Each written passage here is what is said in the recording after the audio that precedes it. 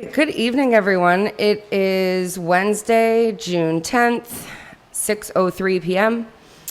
We are live in the City Council chambers. This is the City Council budget hearing. This is our third budget hearing.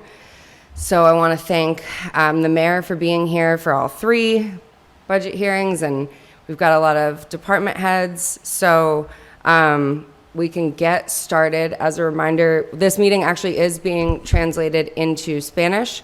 And the purpose of these meetings is, in case you're new, for us to just review each department's budget with the mayor and the department head. We're not actually voting on any cuts tonight. We are just reviewing things, and we will be voting on the budget on June 23rd. So, with that being said, the first thing that we're going to do this evening is public comment. This is only our second year doing this. Yes, Councilor Purcell? You have to read your statement because somebody's online. No, we're not voting. No, absolutely. Thank you. So, what was I saying? Public comment. Oh, yeah. Public comment is something that we started last year in my first term as president, just as something that, we obviously give everyone the opportunity to weigh in on a lot of things in City Council. And so we are welcoming folks. Last year, what I had said was we'll do it the same way that we do public comment for a regular meeting. Folks can have 2 minutes, and I can keep track of time, and I can, let you know when you're coming close to your time. Halfway through, I'll let you know, and then that's it. So I have signed up here. I have Lori Belanger. And just give me 1 second.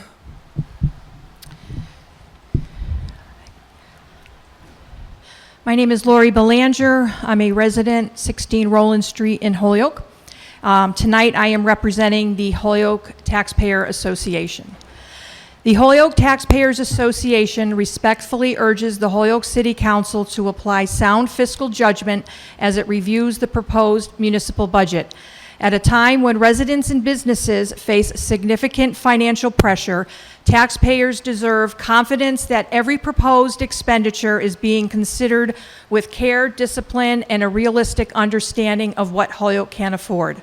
Over the last several years, taxpayers have faced a growing financial burden. Family, businesses, and seniors on fixed incomes have been required to absorb higher property taxes while also managing sharp increases in nearly every essential household expense. Utility bills and insurance premiums have risen. The cost of food, gas, housing, and necessities continue to strain workers and retirees alike. As a result, there is little room left in household budgets for another increase, no matter how well it may be justified on paper. The same discipline that seniors, families, and businesses apply at the kitchen table should guide this council's budget decisions. When costs rise faster than income, 1 minute. people must focus on essentials, postpone non-essential spending, and make difficult choices to stay financially stable. Taxpayers deserve the same restraint and prioritization in the municipal budget process.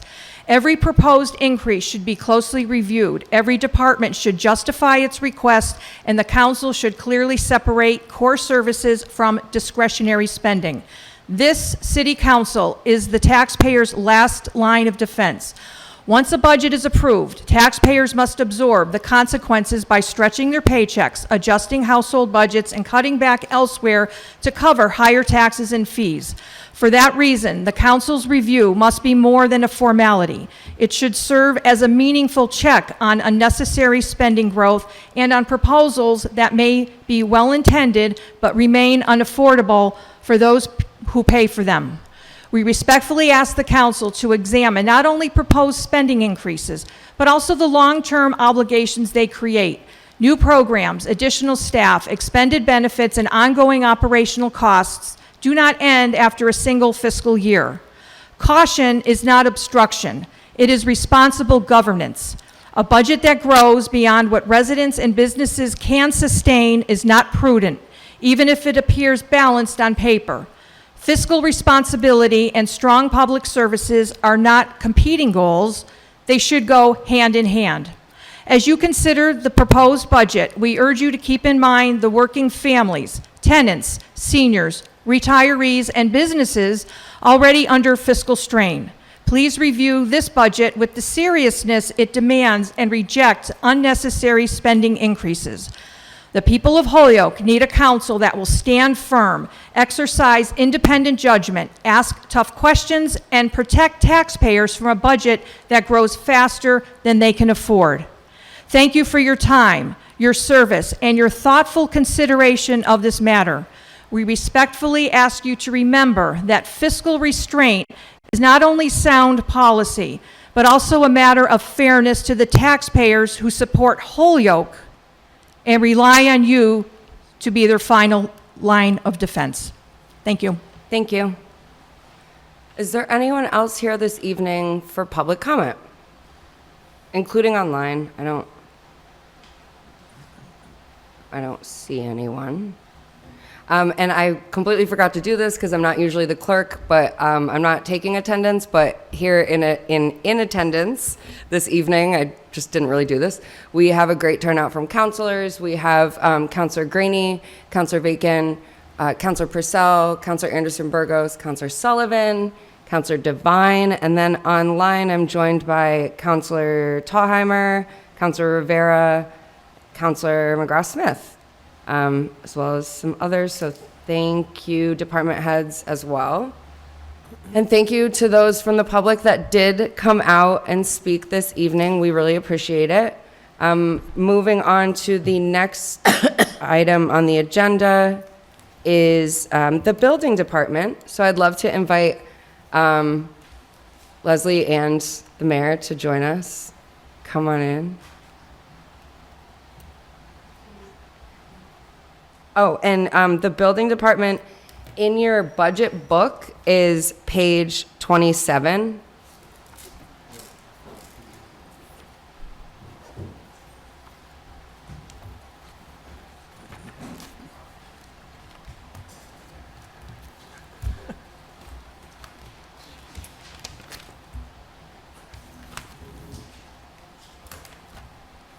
Okay, so as we've done in the past, thank you for being here.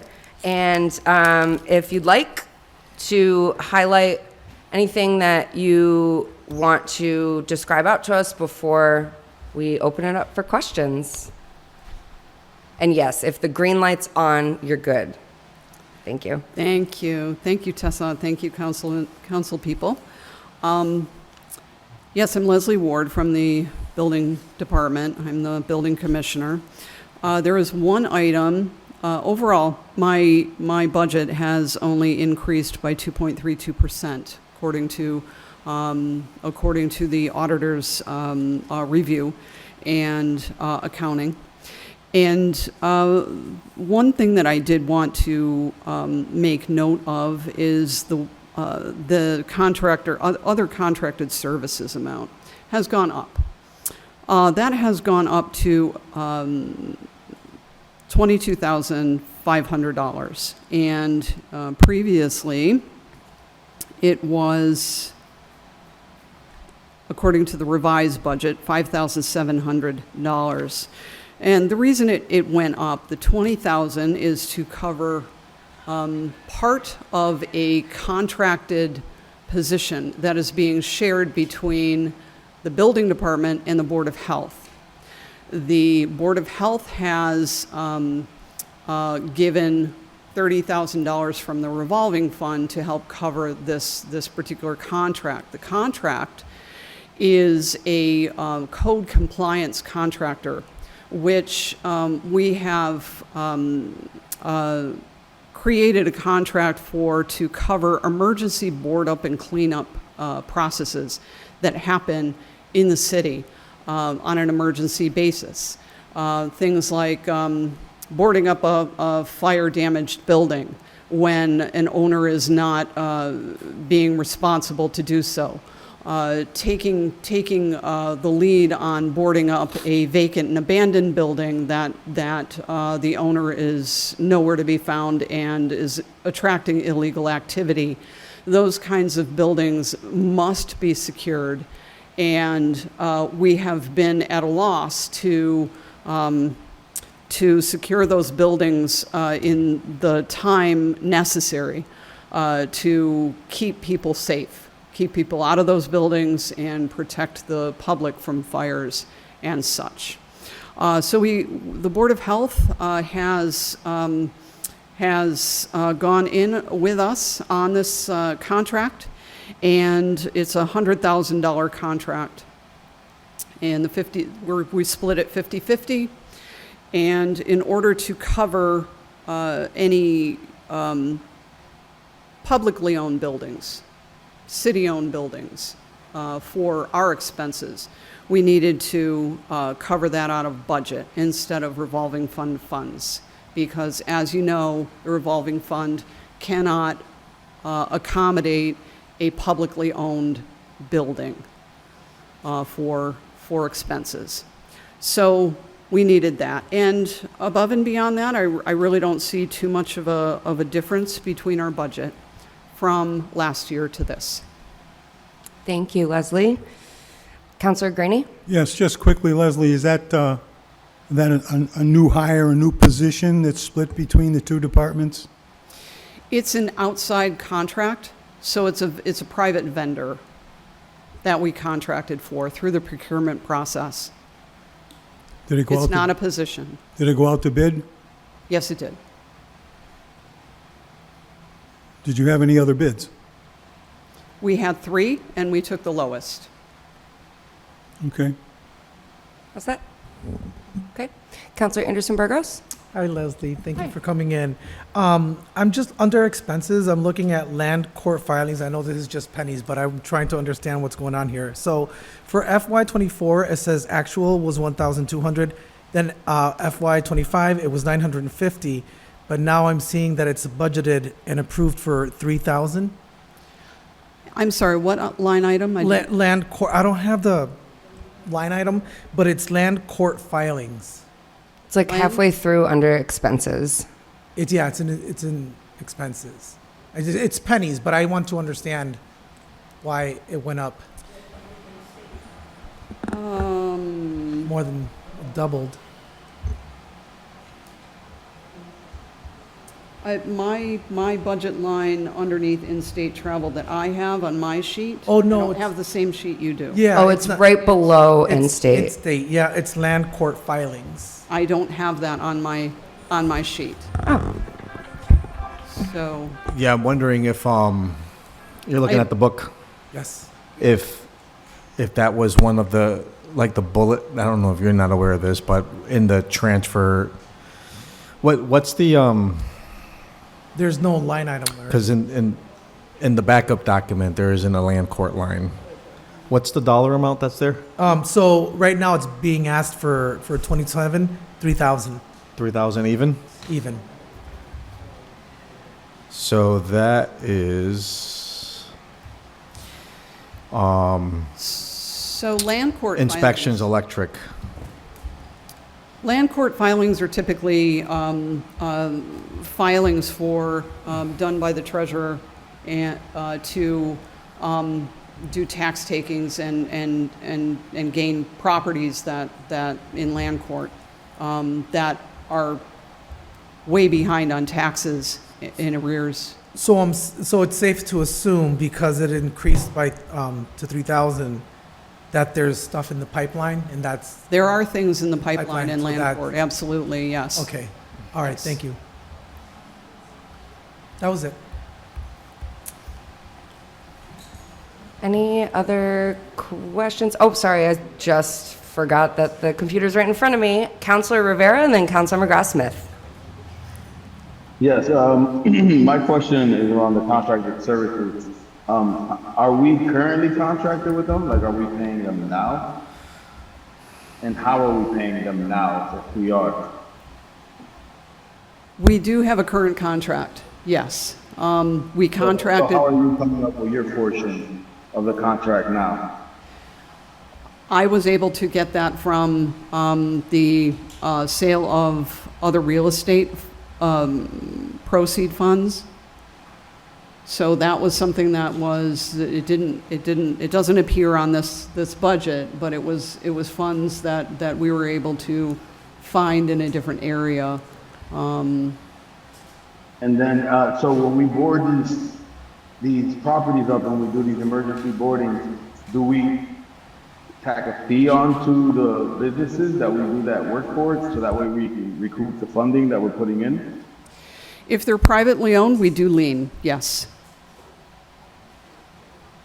And if they're not privately owned, that means If we they're own not them? privately owned, we own them, yes. So we can't lien the city. No. For our- Yeah, no, I fully understand Right, that. yeah. So, but are we leaning, or are we like sending them a bill and expecting, I mean, or doing both? Both. I'm just trying to understand the process. Understandable, yeah. So we do Yeah. both.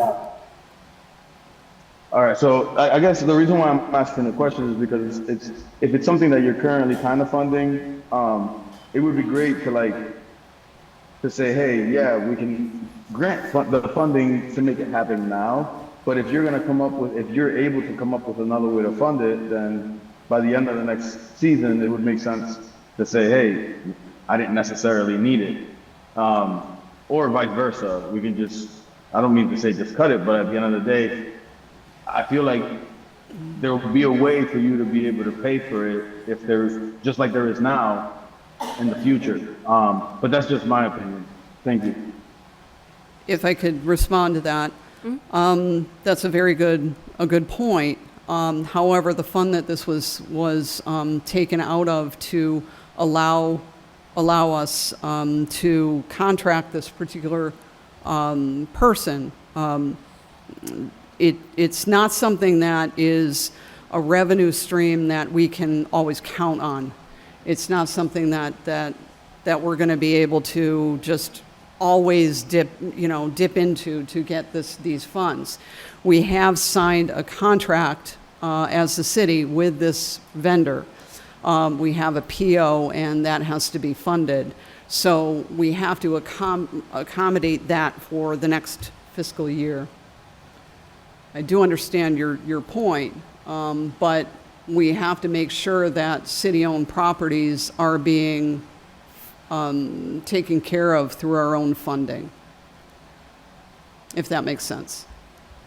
Madam Chair, if I may. Yeah, Yeah, I fully understand where you're coming from with regards to that. And I fully feel like that if worst case scenario came forward and you had to come to the council to ask for the extra funding to be able to get that done, that it wouldn't be a stressful situation to get that passed. Not saying that that's the situation that we want to put you in, but ultimately, as was just stated by the public speaker, it is a current situation where I got to kind of look at how we can make it make sense for people that are at home on a regular basis. I'm not saying per se that that's what's going to happen, but I'm just saying, like, if there's different options, if there's ways that later on you can transfer from one account to another account to another account because someone didn't have a position or whatnot, I think in this situation, for me, I'd probably err on that side of caution.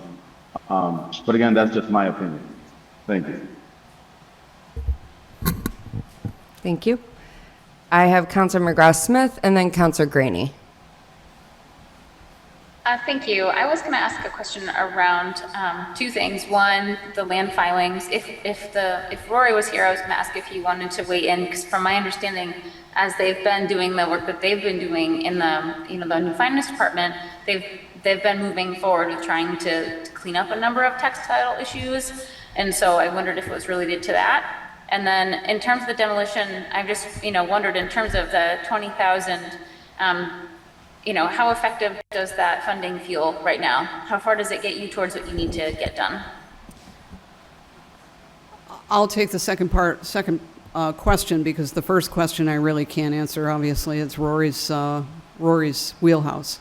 The second question, $20,000, every little bit helps when we're talking about a demolition.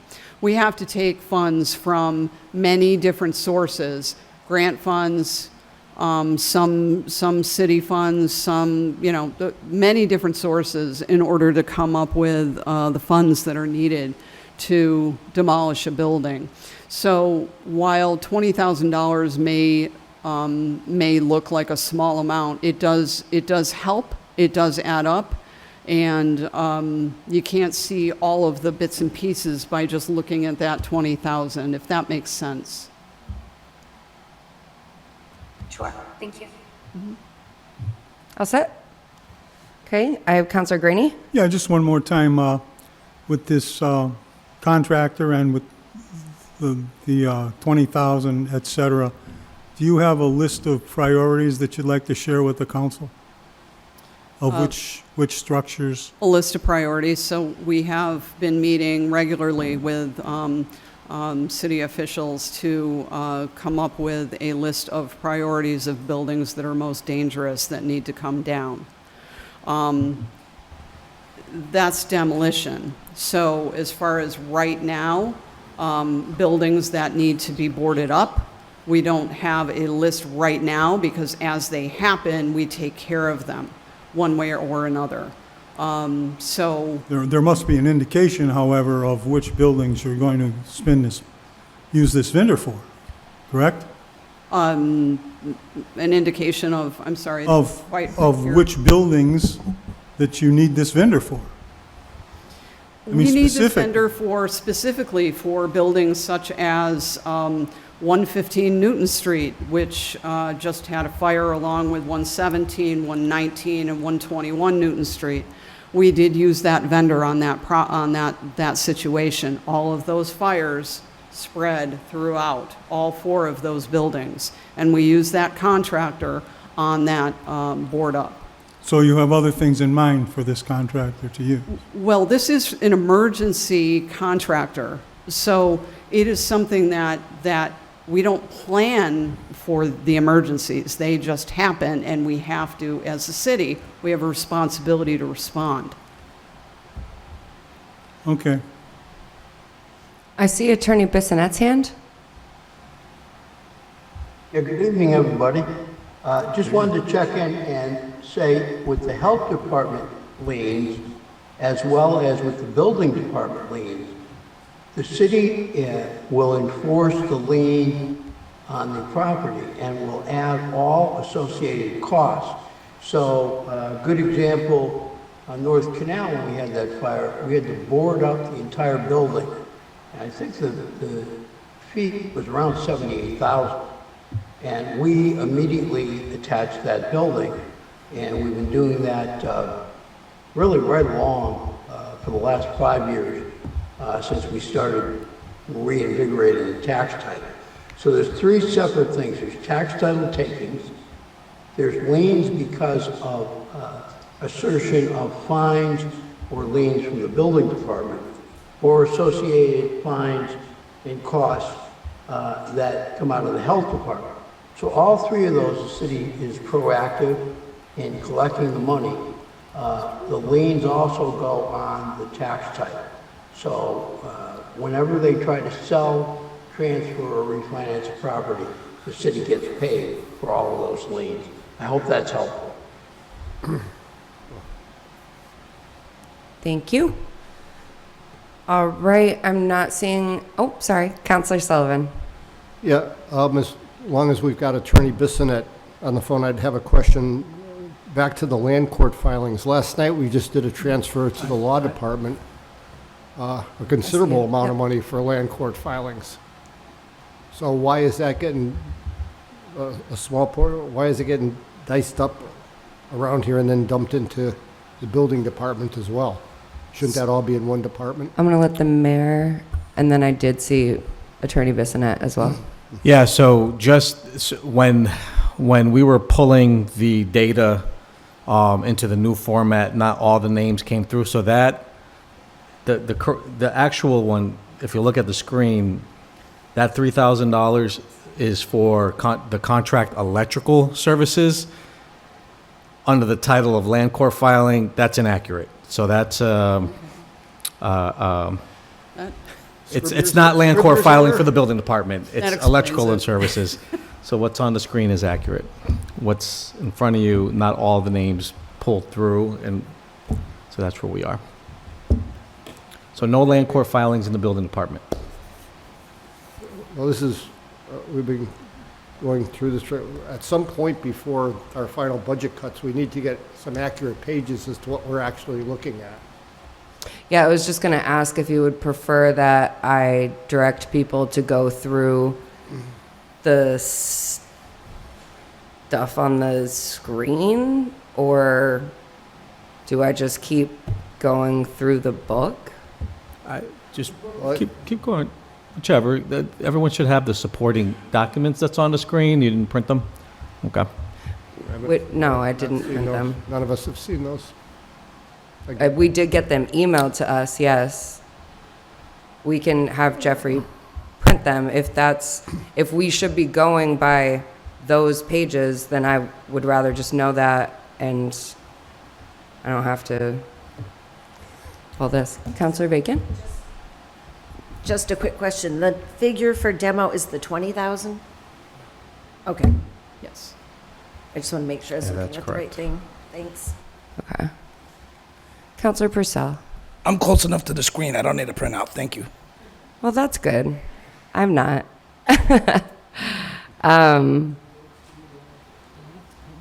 So, all right. I don't see anyone else for questions for the building department. So, Leslie, thank you so much for your time, for being Thank you here. all. And for all that you do for the city of Holyoke. All right, up next, weights and measures. Come on down. I should get the Price is Right music. So weights and measures is also on page 27 in the book. And then Jeffrey will pull it up on the screen. And then we'll make sure that before June 23rd, everyone has the right thing in front of them. All right, welcome. Thank Hi, you. Marcus. Good evening, counselors, everyone. My name is Marcus Gabrielli. I'm the sealer of weights and measures here for the city.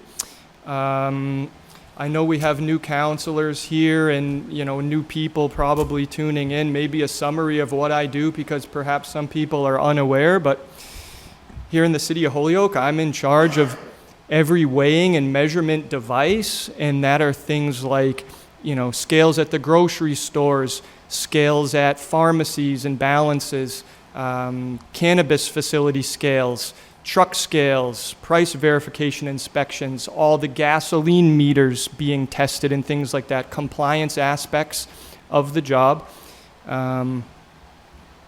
What else? Prior to 2023, we didn't have a weights and measures department here for the city. The state had been actually doing it for 10 years. So when I was hired in January of 2023, it was a complete rebuild of the program and department from scratch. We didn't have, equipment, archives, databases, institutional knowledge. So all of that was created and developed over the last 3 years.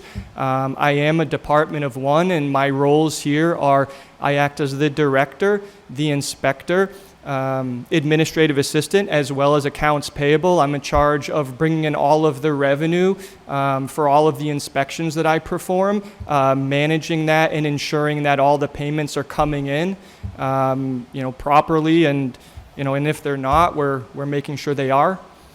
In regards to this year's budget, not much has changed in terms of my line items. All of my expenses are exactly the same as last year.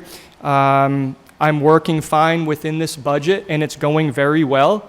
I have goals and plans for the future, so perhaps down the road we might need to increase some of these line items, but at this time there's no increase.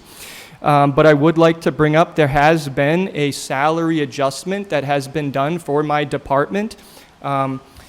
So this was in regards to a thorough and inclusive weights and measures salary study that was performed throughout the Commonwealth of Massachusetts in the winter of 2026.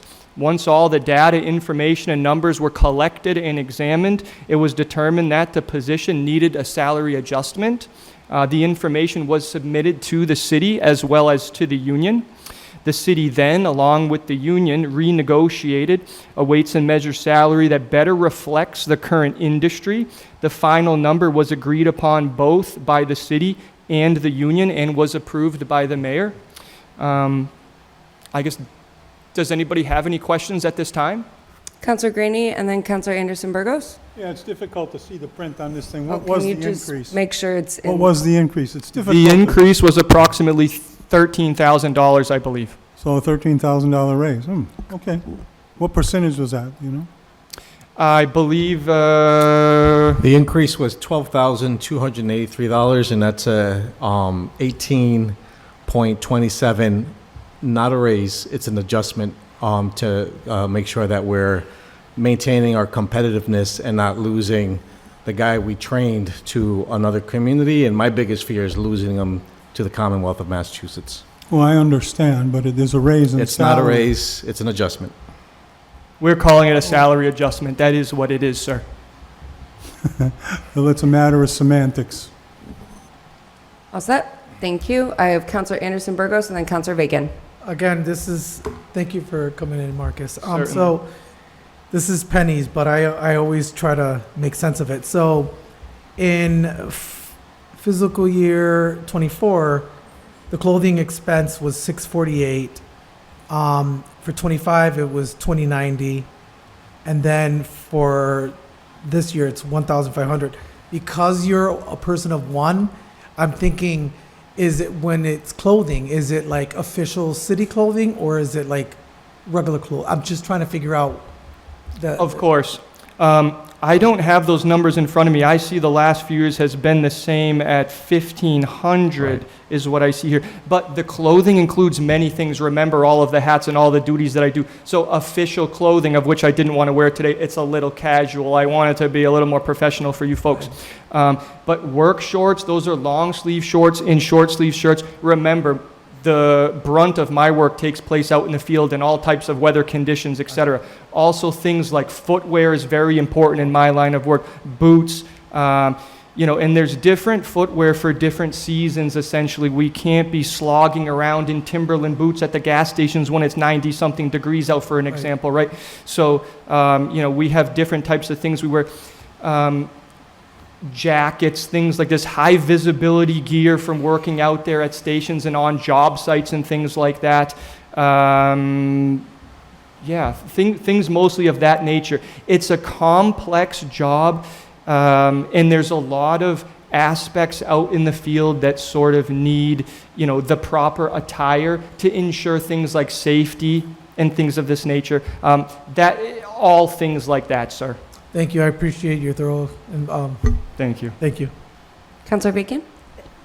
Thank you, Madam Chair. I just am making a comment, not directed at you personally. I'm just seeing a lot of large salary adjustments throughout the budget, mostly for the higher paid positions. And I think as a council, we're going to really need to weigh the affordability with the goal of being competitive. Because at the end of the day, the people who are paying these taxes are under a great deal of stress. So I think that's going to be a tough balance, but I think it's a balance we need to try to find. But I appreciate all of your work, so it's not to diminish anybody's work. On the other hand, most of the people paying the taxes are lucky if they're getting a 3% increase in their income. So it's just something we need to weigh. Thank you. Thank you. I have Counselor Devine and then Counselor Graney. Yeah, I just wanted to thank you for what you do. And I always say, how do you do all that and how much time does it take you? I'm sure you have a schedule. You might go to all the Stop and Shops, you might go to, I don't know how you do it, but I just wanted to thank you for that. And I think that the fact that you worked with the union and the mayor for a salary adjustment was a good thing. It's not a raise, it is an adjustment. Thank you. Yes. Especially that the union agreed to it. Right. The fact that they agreed to it is a good thing, and then the mayor agreed to it. So just congratulations on that. Thank you. I'd also like to point out that, this weights and measures salary study was done throughout the Commonwealth of Massachusetts, not with 2, 3, 4, or 5 cities done. This was 12 or 14 or more cities that were taken into account. So this was a very large amount of information that was compiled and examined in order to make this type of a determination. This wasn't a number that we just pulled out of left field or out of a hat. This was justified, and there's a lot of information that went into doing that in meetings and discussions and whatnot. So I just wanted to make mention of that. It was very thoroughly done, and it's competitive. Thank you. I have Councilor Graney and then Councilor Rivera online. Just quickly, one more time. Nobody is diminishing the work that you do, sir, but I might add that the people that are on Social Security had a salary adjustment this year of $30. Thank you. Thank you. Councilor Rivera? I just wanted to say thank you to Mr. Gabrielli. I appreciate his thoroughness and his presentation skills, and I also appreciate his professionalism. Technically a brush, it's actually like a brush up there when it comes forward. Thank you for handling it the way you do, and I appreciate you working for Holyoke. Thank you. Thank you very much. Thank you. Sorry, Councilor Sullivan. Yeah. Thank you. When did you come on board? January of 23. January of 23. And we were still using outside services at the time also? For the 10 years prior, it was being done by the State Division of Standards. The program had essentially gone into receivership like the school department, as during that time, well prior to Mayor Garcia's administration here, Holyoke wasn't meeting their responsibilities and obligations to the state. Oh yeah, I'm well aware of all that. The point I'm driving at here, I believe, is the same as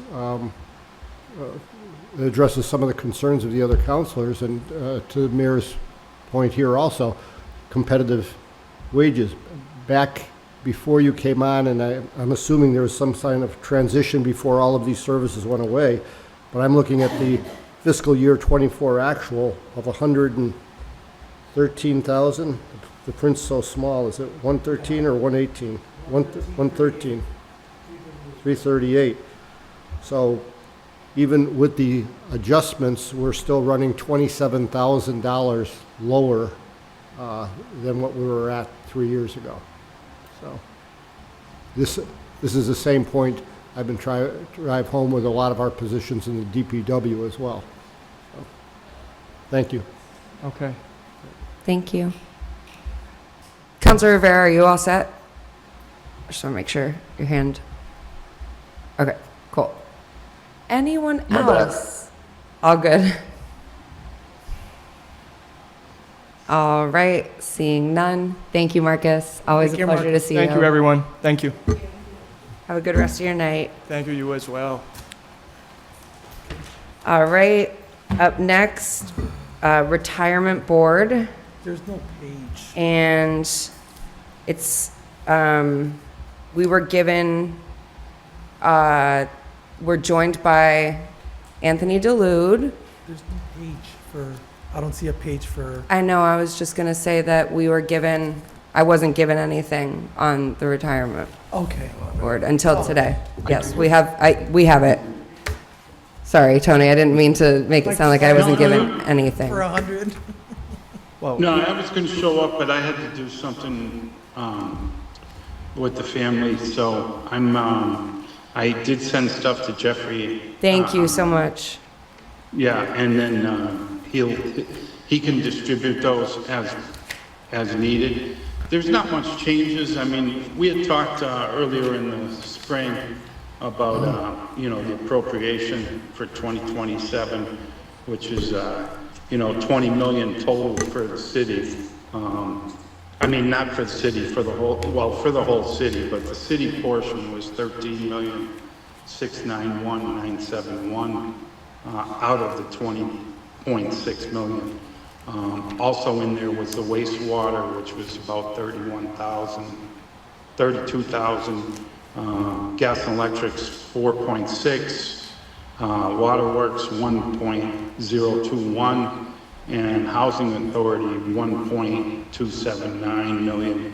Those are appropriations that are needed to pay for the upcoming fiscal year for 2027. We did have I did send you guys also annual statement for 2025, which is, it's a loaded document. You can look it over. It'll show what we have for retirees, employees. It shows all of our firms we work with, and then it will have breakdowns of all, also our, each of the monies that are with the firms that we invest with. We had a good year for 2025, probably around 12% for the year for 2025, which was up almost 6% from the year before. So according to, I probably have our funding schedule within a couple weeks, and I'll share that with Mayor Garcia for further review, and then I will share that with the council also. It doesn't look like we'll probably have a change in the funding schedule. We're still on track to be fully funded for 2032. So, I mean, if you guys have any questions, our total fund is up to $430 million, which is, you know, up significantly, almost about 27 million from the previous year. So, I mean 17 million from the previous year. So we're doing good. We still have about 3.7 million in cash. And, you know, we're chugging along. We're trying to keep above the 7% for each year, just to stay on track for our funding schedule. I can take any questions now if you need, or I can still send you guys information if anybody needs information. And I did want to say, we are still working on the half pay, which was during the spring. We're still waiting for a couple of departments to get back to us with some figures for salaries on certain employees, and then we'll go forward and then present that to you. Should be within probably the next couple of weeks. Thank you, Tony. We really appreciate that. I've got Councilor Graney and then Councilor Devine. Okay. Yeah, Tony, thanks a lot for doing such a great job. These figures are terrific, and I'd like to express my condolences to your entire family for your recent loss. He was a great man. Yeah, he was a true Hoyuker, you know. Yes, he was. Yes, he was. Yeah. Heart and soul. Yeah. Councilor Devine? Yeah, I was going to say the same thing, Tony, and my understanding when I talked to you that day, you were going to be retiring. Are you? Yeah. Are you? I'm assuming that you haven't retired yet.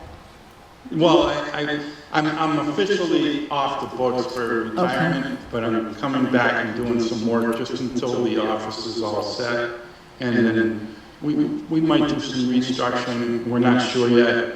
Probably do some more stuff in votes on the June meeting. But I'll be back doing some work, making sure the transition is smooth. Well, much appreciated. Thank you. Yeah. Yeah. Thank you. Mayor, I saw your hand. Yeah, no, and I echo those same sentiments, Tony. Anything that we can do for you, let us know. Our hearts are with you and the family, and I hope you have a enjoyable retirement. I just wanted to just quickly make note to all the councils that the 27 proposal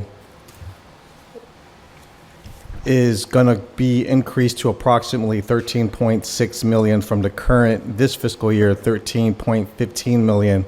That's a 4.14% increase.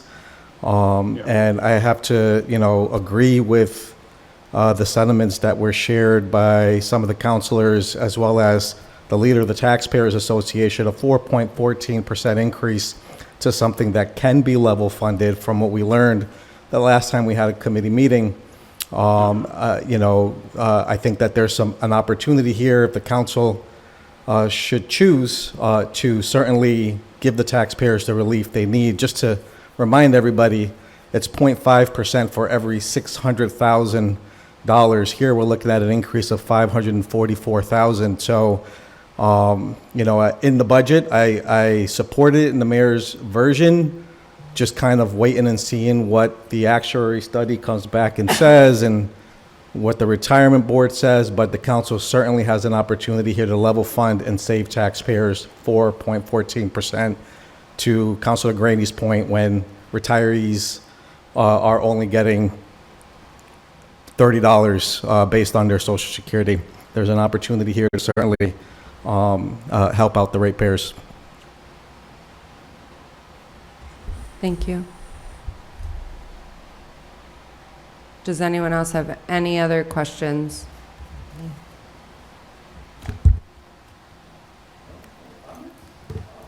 All right. Thank you so much. Oh, I'm sorry. Thanks for listening. Wait, Okay, one go second. ahead. I just saw Councilor Rivera's hand. Okay.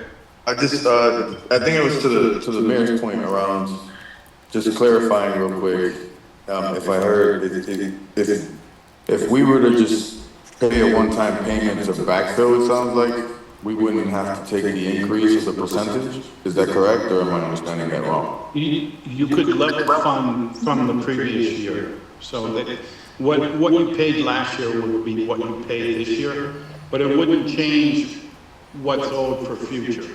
So, I mean, it would stretch out maybe, depending on what happens during our investment cycles, then that might stretch it out maybe a year, I'm not sure, but depending on the investment cycles, it's just a wild card. We wouldn't really know how much that would affect, but it would have to be made up at some time, so.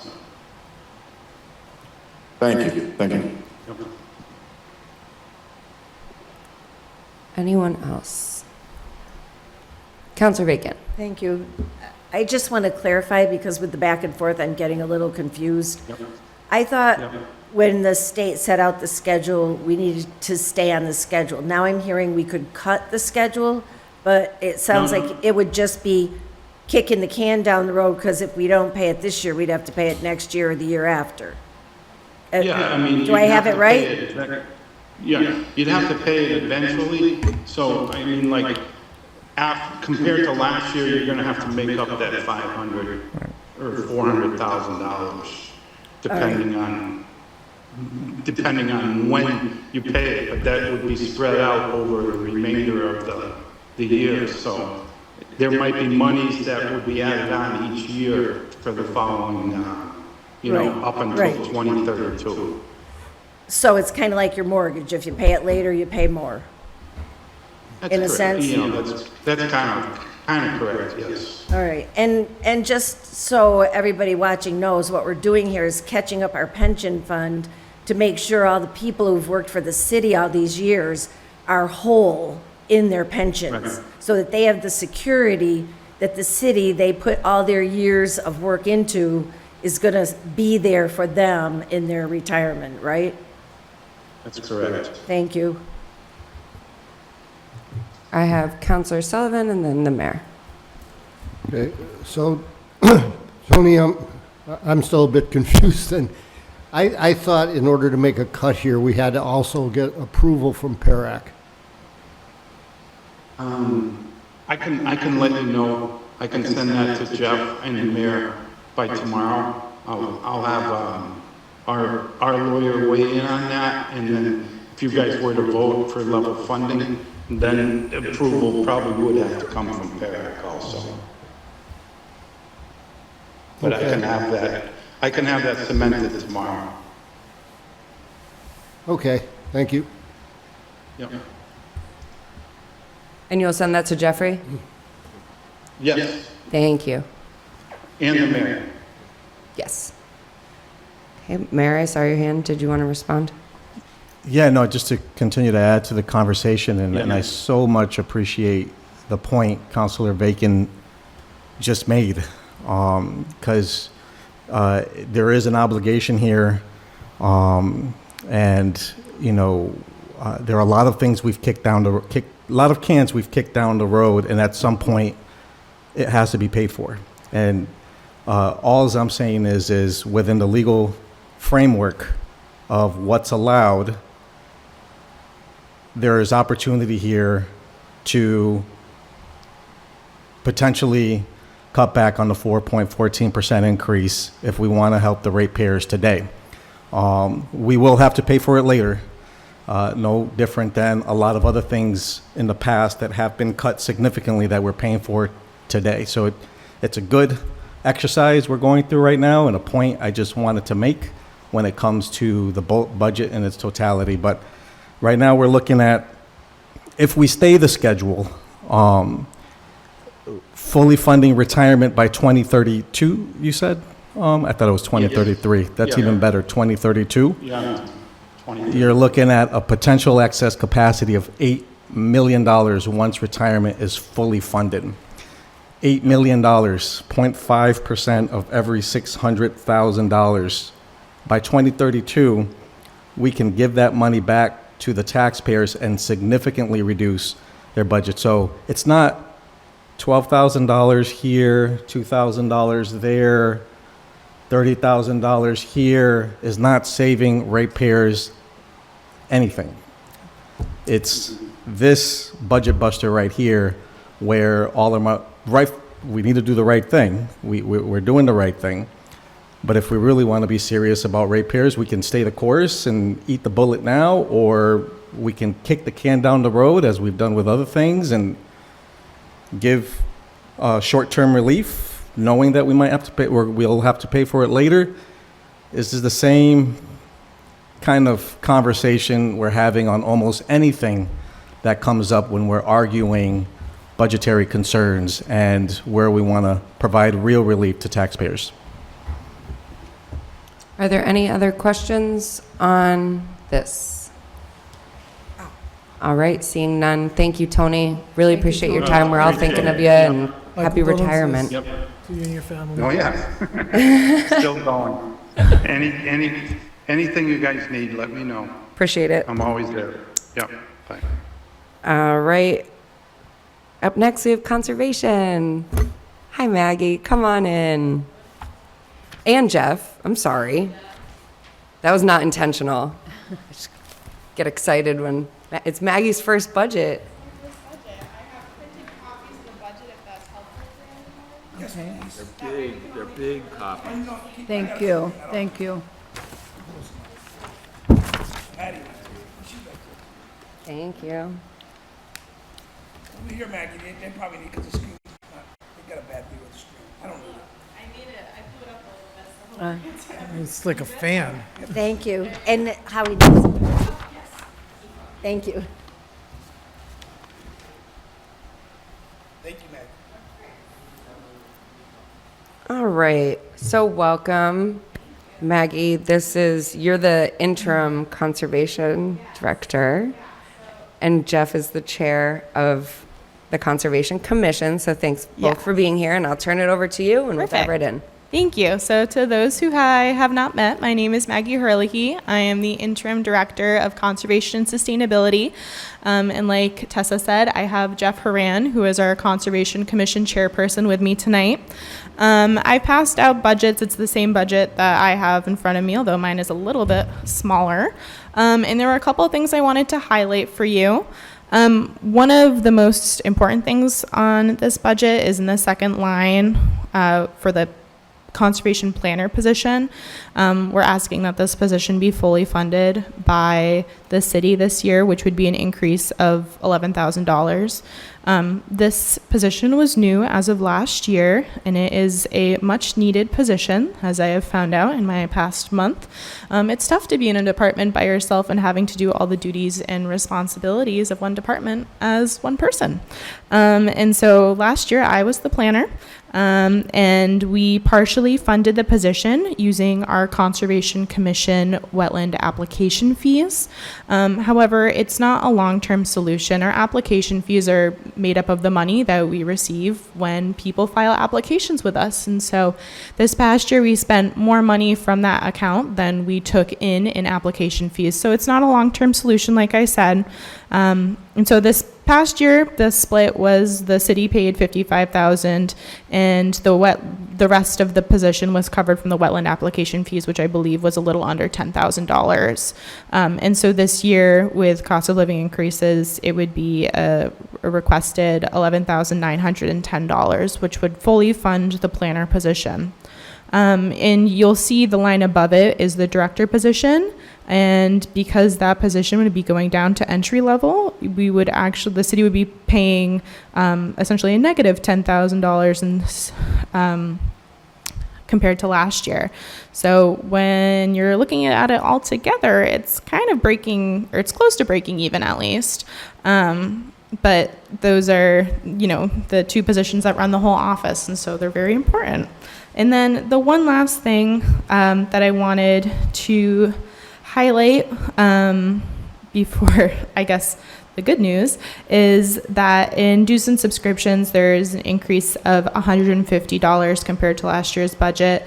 And we have two associations that we pay dues to. That is the Massachusetts Association of Conservation Commissions and the Municipal Society of Massachusetts Conservation Professionals. And totaled, we pay $448 in dues. And so with this $150 added, we will have a whopping $2 left in that account after all is said and done. And then the last thing I just wanted to mention is that this budget still includes a $500 longevity pay. Because the previous director is no longer in the position, we do not need that. And so the council can feel free to take that back. And I'm happy to answer any questions you may have. Which one was the last one you just mentioned? The longevity pay? That's going to be the fourth line down. It's 51400. It's $500. See it. Thank you, Maggie. Thank you. Let's see if anyone has any questions. And before I actually call on Councilor McGrath-Smith, I want to apologize because Councilors Masonette and Jenny Rivera were waiting to be let in, but I forgot that I was doing that. So they have been listening, but not panelists. And I apologize, but they're here. Thank you.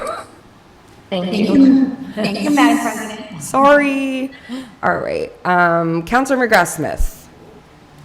Thank you. Maggie Hurley, thank you so much for presenting. And because you are stepping right now into his interim director role, would you mind just giving us a brief and brilliant about yourself and the things that you're most excited about working on this year? Yeah, definitely. So I've been working for the city since October of 2024. I actually started in an administrative assistant position, but I do have a master's degree in conservation policy. So we were able to turn that administration position into the conservation planner position, which I was very excited about. And this year, I'm most excited about finally finishing Holyoke's open space and recreation plan. It's been a long run on this plan, and we're so close to being done, I can just taste it. And so I'm hoping by the end of the summer, we'll have it finally submitted and approved, which opens the city to be able to apply for more grants and get more money. Thank you. Thank you. All right. Councilor Devine. Yeah. Just want to thank you and welcome you, and your enthusiasm is hopefully catchy. Yes, thank you. I'll be quick. Councilor Anderson Burgos. Thank you, welcome. Real quick, do we know where we're at with Scotts Tower? Don't kill me, I need to ask that. Scotts Tower in the plans? I'm sorry, what? Scotts Tower? Oh, Scotts Tower, yes. So that construction is supposed to be starting this summer. Yes. Right now, we're in the process of putting the plans out to bid. Hopefully, it should be bidding any day. We're waiting on our final MassDOT approval for the plans.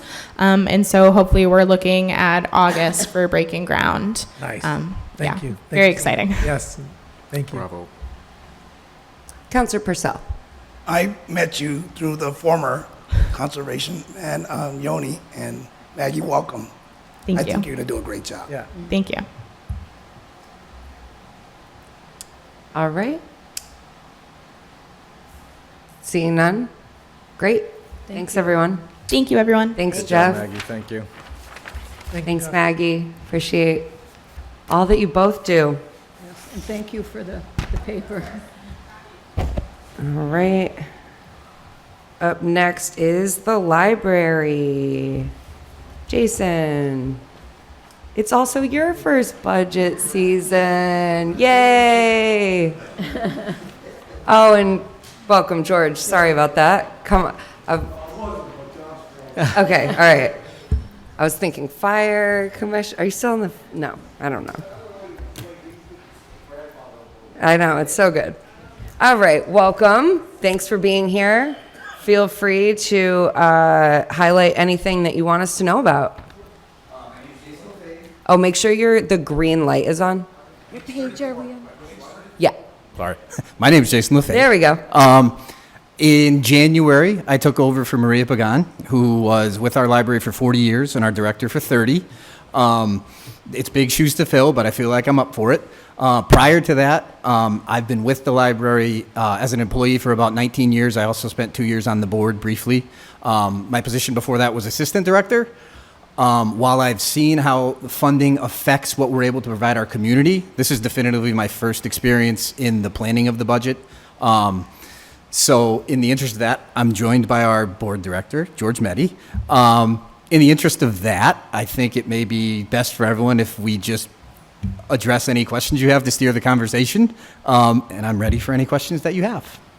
Thank you. And just for if you're using the book, I apologize, it's on page 34.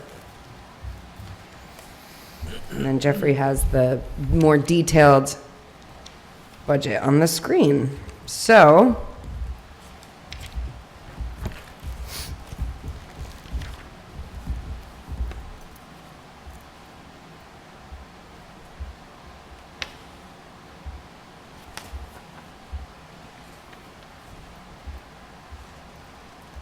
I see Councilor McGrath-Smith's hand. Thank you.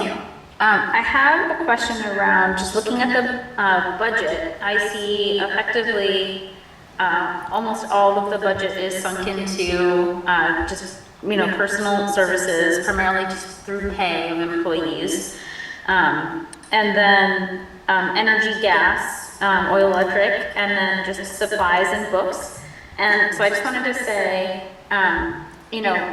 it's a little shocking actually looking at the budget book and seeing almost every penny of the budget just going to keeping the lights on and making sure there's employees paid, and a very, just like a small amount towards collections. So just wondering how else you use other funding, maybe it's the Friends of Public Libraries or grants in order to supplement that. Sure. It's definitely a good question. The library does fund a lot of our programming. We're looking to get some more support from the city related to energy so that we can divert some of that funding to actually services for our community. There's lots of things that I want to do for our community in the way of building collections. There are many library initiatives that are that begin to serve communities of need, but then when they're put into practice, they kind of they're only be able to be executed by communities that have means. I'd like to build a collection so we can support our community related to a library of things, which is a really big thing in the community right now. We can then help seniors, we can help people in transitional housing, we can actually be circulating cookware, we could be circulating tools, we can be doing all of that. We're going to be using money that the library would normally put into energy for our portion to try to build collections like that and build programming. I'm sorry, I'm really bad with microphones. That's okay. I need one of those, like You're good. And then we also want to develop more programming. We need to be a more active member and a more visible member of the community because libraries and community, particularly communities like Holyoke, are vital to provide the services that people need. And while libraries are free to the public, there's a cost to funding them. So if we can use money that our board is putting into kind of keeping the lights on, as you said, keeping the building open, we can then kind of build these things to provide better services. And then with the staff, that is what it is, but we're also, down the road looking at how to retain employees. We have a pretty consistent issue around retaining employees because of what we offer, et cetera, in the way of pay. Thank you. Thank you. I was hoping you were going to talk about the idea of the library of things, because I'm really excited about it. I also wondered if you wouldn't mind just talking about some of the programming and, again, where that's being funded from.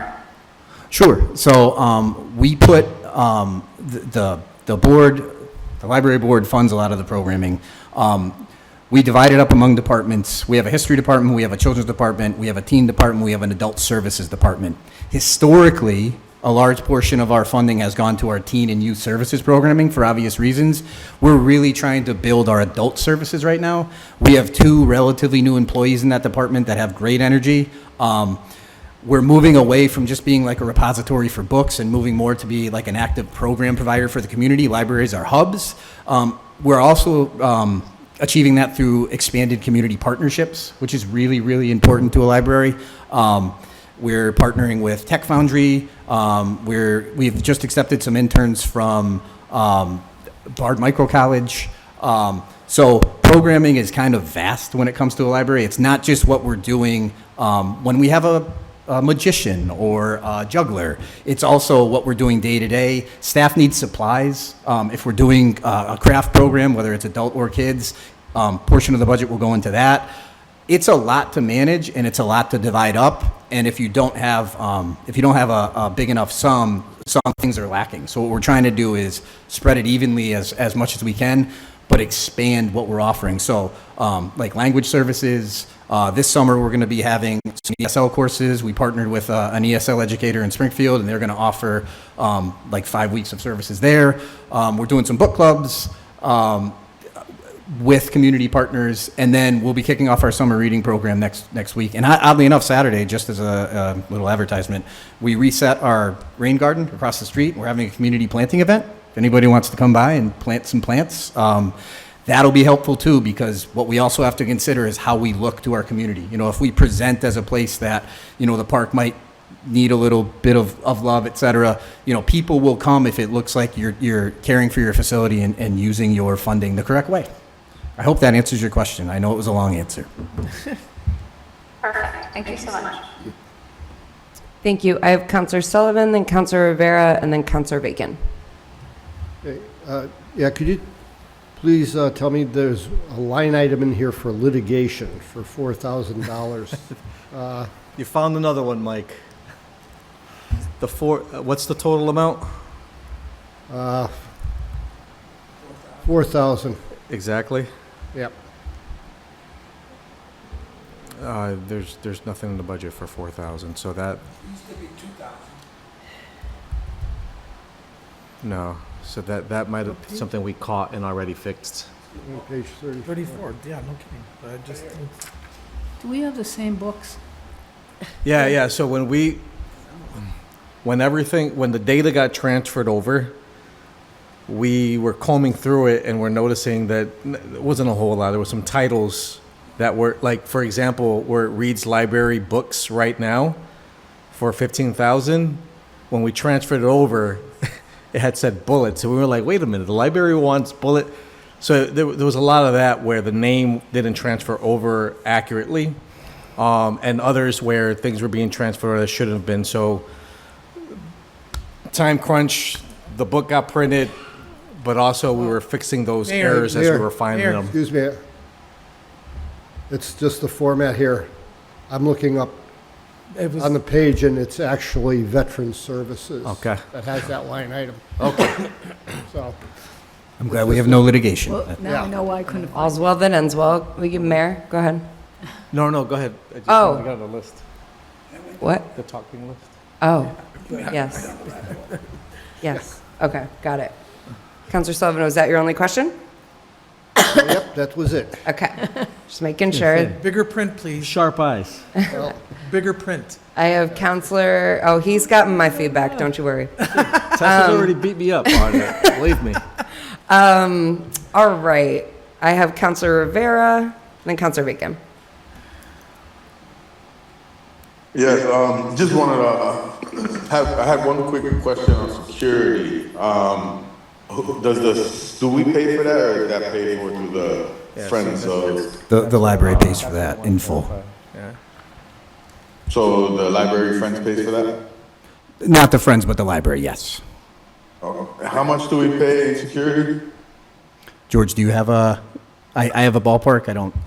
100,000, well, I don't even know, is it on? Yeah, $100,000 a year. The board pays for that, not the city. Okay, so the board pays for that. Okay. That's why we don't see it. Pardon me? Correct. That's why you don't see it. Got it. There's Okay. Got it. yeah. All right.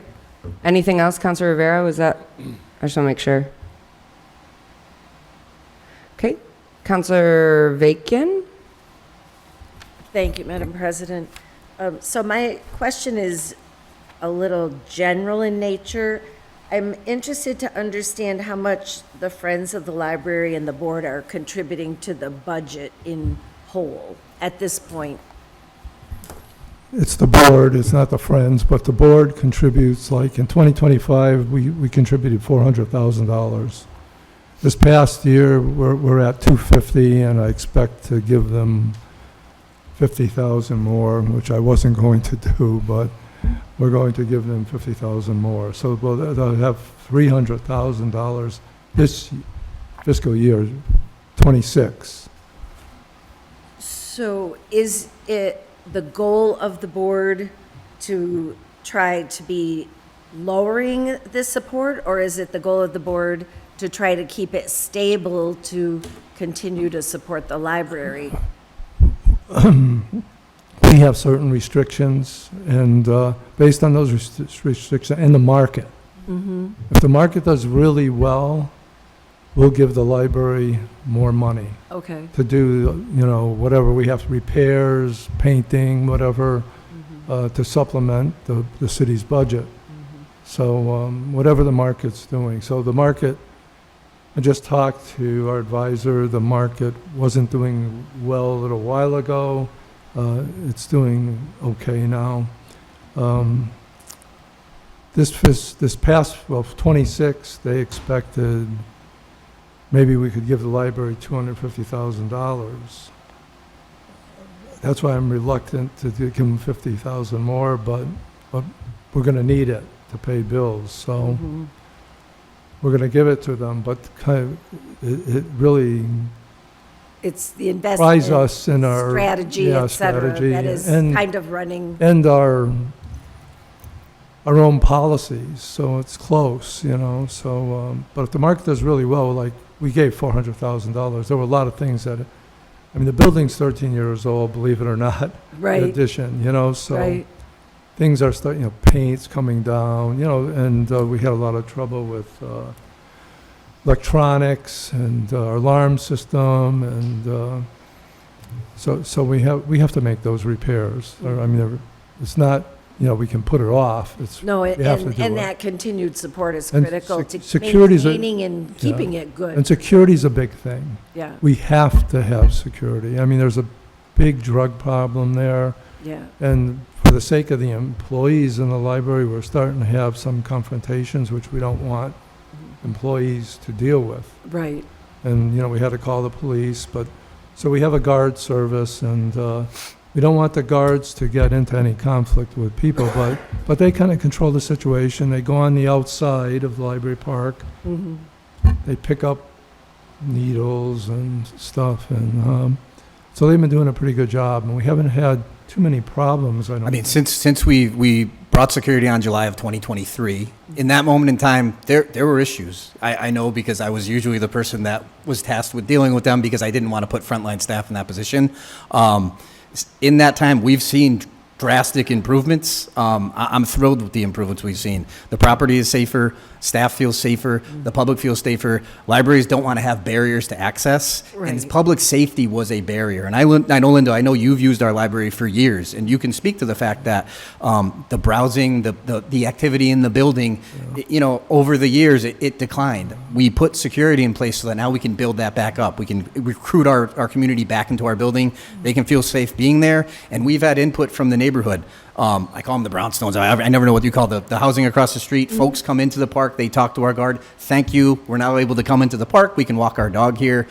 It's a drastic difference, and it's done sensitively. The guards aren't looking to profile people, kick people out, make assumptions. If you follow our policy, anyone can come into our building. If you can't follow our policy, then they have to interact. And it's been a drastic improvement. The other We issue- still have, it's never going to be solved and cured wholly. That's not a realistic expectation. But managing it is what we're doing. The other issue was prostitution. So there Right. were, I mean, really prior to that, I went to the library for a meeting. I'm looking up at the second floor and there's a lady advertising herself. Years ago, I was down there with Mayor Sullivan and Yeah. in the daytime. It was a reality. There it was, yeah. So they Our asked- children's room looks out over that street too, for the record. Yeah. So you have a children's program on. For the record, the police have also been very supportive. Good. talking to our guard, talking about policies. Like it's been a mutual effort. So the guard moves them along, and they've been good about Yeah. moving. Yeah. Well, the board's support for that is certainly critical. So, and, thank you. and appreciated. Thank you. I have a few folks in line. I've got Counselor Purcell, and then I did see Counselor Rivera's hand up, and then Counselor Sullivan. So I do a lot of work with the Chestnut Community Alliance across the street with Wayfinders. Yes. And those new apartments that are going up across the street, that's all going to help improve the neighborhood too. That's going to help you guys. Yeah, that will. Because there's going to be children involved and stuff like that. And also, there's a lot of stuff being developed in that neighborhood. Yeah, and the one on the apartment on the corner where that has they have programming in there. We're trying to do programming with them. Lawrence School, those apartments, anything down there, children, families. It's a built-in audience for us. We have to take advantage of that. Yeah, there's a lot of apartments going in there. Yeah, it's a positive thing. That's going to help the neighborhood. 100%. Yeah. Thank you. Thank you. Thank you. Okay, Counselor Rivera?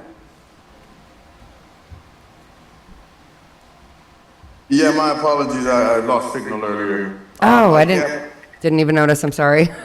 No, my question around that security piece was I fully understand and I get the safety piece, but I have to pay attention and notice 100,000 for security, but when you're looking at like programming and other things, it's a very big difference, and what you pay for is what you're gonna get, and I get that we're focusing on safety, but if we want more people and more programming in the space, I would urge, or at least to look at how we could possibly look into investing more in programming then if that's the case. Because it is kind of sad to say that we'd have to invest that much into providing a safe space. I have to say I frequent there for myself as a student, but I also take my 4-year-old and my 6-year-old there for different programs that have run there. And I fully understand the piece of different people have different perspective on what safety looks like or what it could be. But at the end of the day, it's $100,000 for security, and then we're looking at a couple dollars is what I understand for programming. For me, I just have to pay attention to the balance. And thank you again. Just to address that, you're seeing the municipal portion of our budget, which we get state aid, we get funding through the state that we also put toward programming. So what you're seeing on this budget is not the total of what we're providing for services to the community. My main objective is to fund as much as possible to programming to the community. And I'm with you as to safety and security looks different to different people. But as someone that has been there for a while, I can tell you, I have a pretty thick skin towards that too. My goal is to welcome everyone in the building. People experiencing homelessness, that's not a crime. People with substance use disorders, if they're using our space safely, it's all good. And then you have to consider our open hours. 10 months out of the year, we're open 63 hours a week, 6 days a week. That doesn't come for free for security. I mean, the guard has to be there. And in the past, we experimented piloting with part-time security. And what happens is the street is smart and the street talks. And it's real easy to say someone dips into the building, the guard is not at its station, and things kind of go awry. So I completely appreciate what you're saying, Councilperson Rivera, and know that I'm taking it very seriously to fund programming and fund the community. We have to just start with making sure that everybody that wants to use our space feels safe. But I appreciate what you say, and I definitely take note of it. Yeah, and let me say something. What you're not seeing is the money that the board's funneling in there for programs. So the library, if you really looked at all the programs the library is offering, I mean, there's many, many programs at the library, and the library is very diverse, by the way. I mean, there's a lot of Spanish speaking as well as English speaking. So we have many diverse programs for children. We like to do more for children, but we have programs for adults, genealogy. So there's a lot of programs going on that the board is helping to fund. So you don't see that in this budget. You see the city's portion of this budget, which we appreciate. We wish the city could give us more money, in the future, if it's possible. Not to mention, oops, sorry. Thank you. I have Counselor Sullivan. Yeah, so just so I'm clear, the board is shouldering the entire burden of the $100,000 Yes. for security. Yes. If the board didn't have to put in the 100,000, do you think the board would be willing to put in 50,000 or 39,759 to cover the pay increases and not put in the 100,000? Well, if we didn't have to put the 100,000 and the city was to give us 50,000, I would put 50,000 more in programming. But pay increases they're negotiated. Let me say something about salaries in the library. Salaries in the library have been underfunded for years. I mean, it's a disgrace. There was a time when people were getting less than minimum wage at the library, and that was totally a disgrace. I get that. My proposal here is if we reduce the board's burden by 100,000 to 50,000, however you put it, whatever line item we cut it from. How are you going to do that? Because we have an opioid settlement fund, and from everything I'm hearing about the need for security, I think this would be a good and appropriate use of money out of the opioid settlement fund. Is that a possibility? I can couch that to the mayor or to Attorney Bissonnette.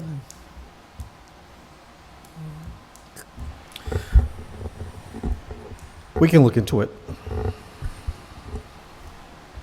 I can't No, I don't- confirm I don't right need now, an answer. but Hopefully we could have an answer. I by think the- it's a good idea, and I can certainly look into it.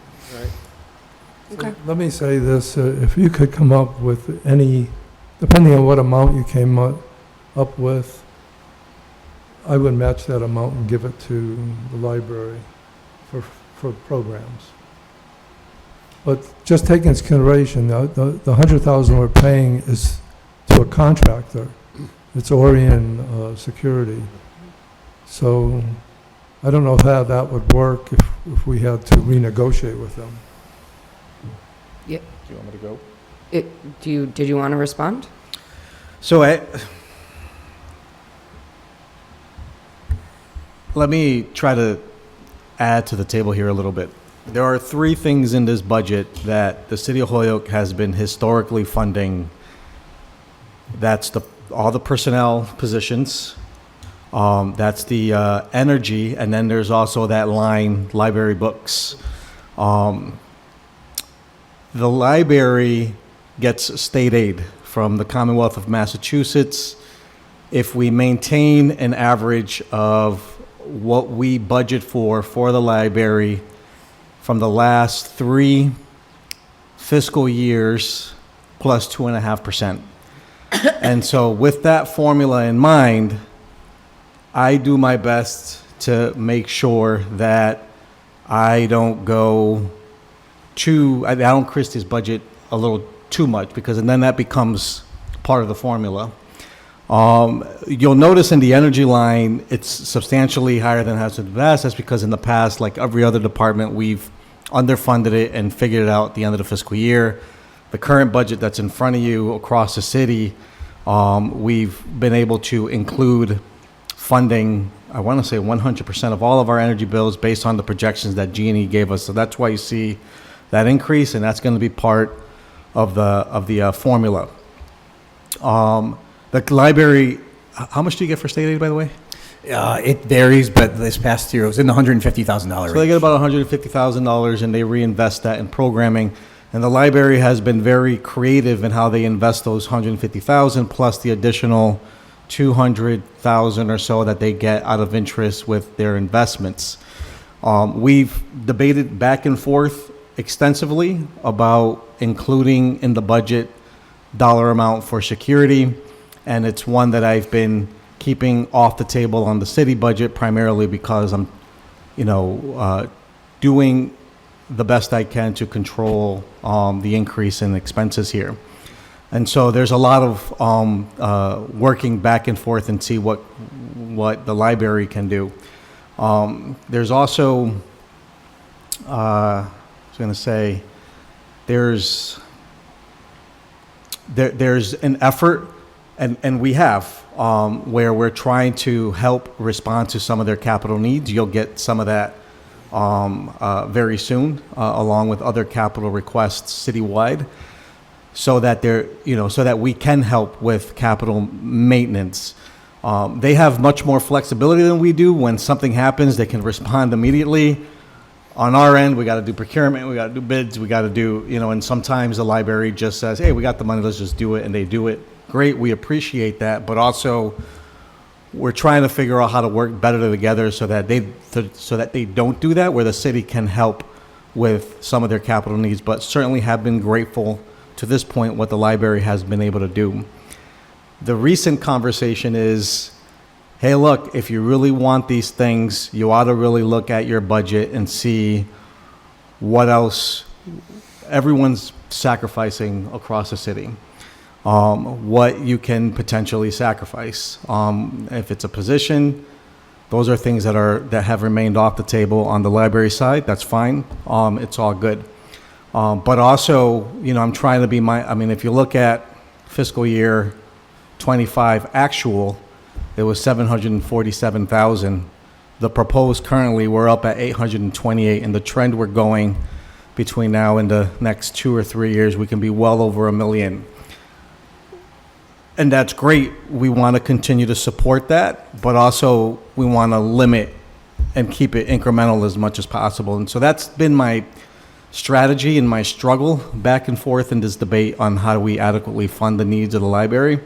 But, I try my best to maintain our position in funding personnel, energy, and the line of books. Anything outside of that, they use state aid. So all the programming that Jason so eloquently described when the Councilor McGrath Smith asked, that's all being done with state aid, right? That's all state aid and grants and other grants? Correct. None of that is from this budget except for what you pay for staff.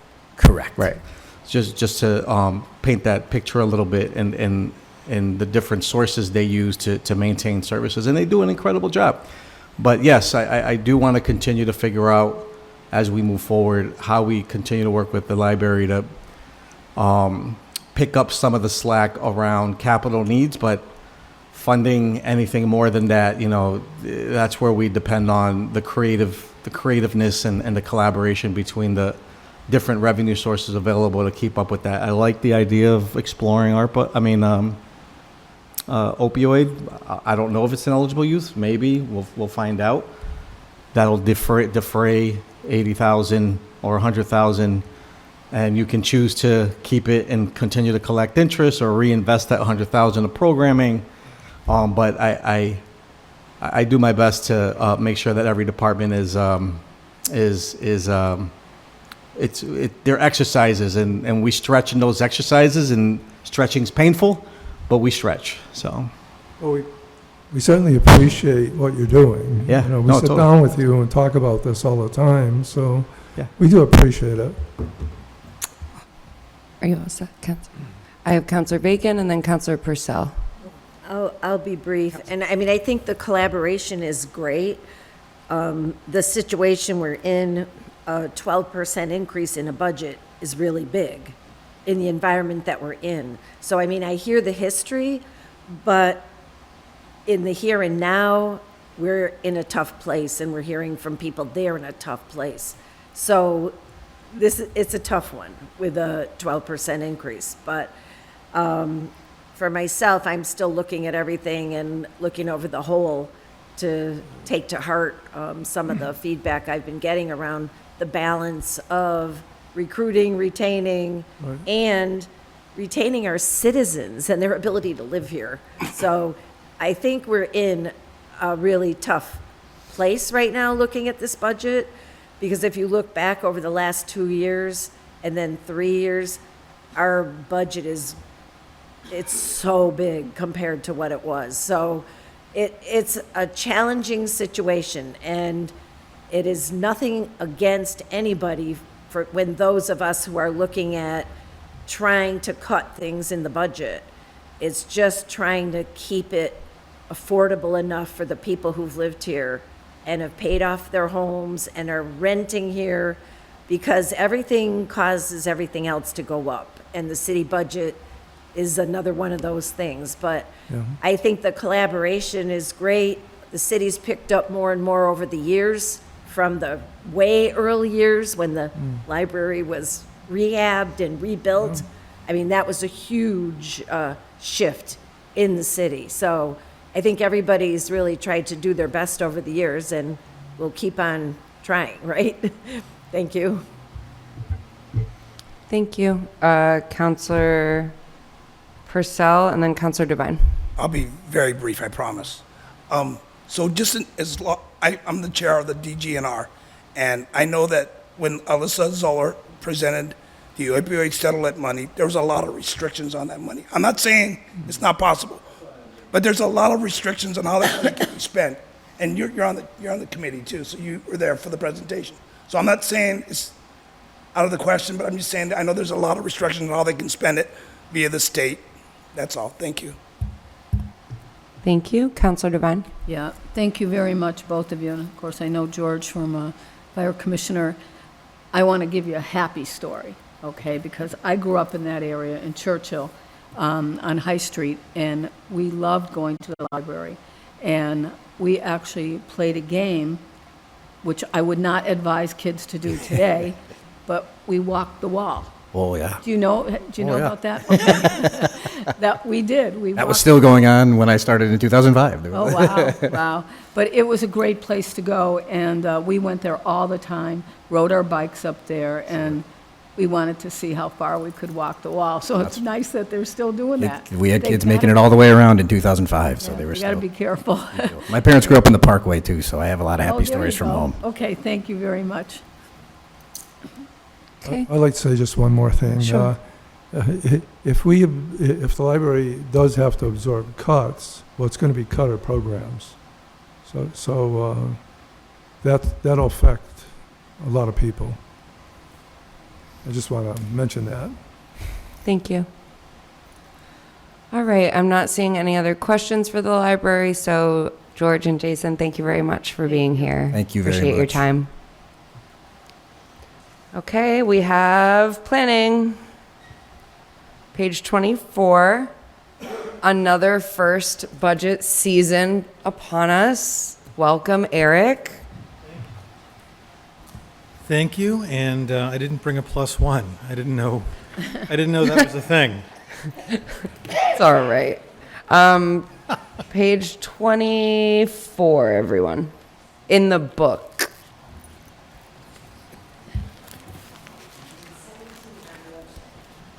Oh, thank you. And then, yeah, in the attachments, it's page 17 if you're like looking through them. But so, So it's the second half of page 24.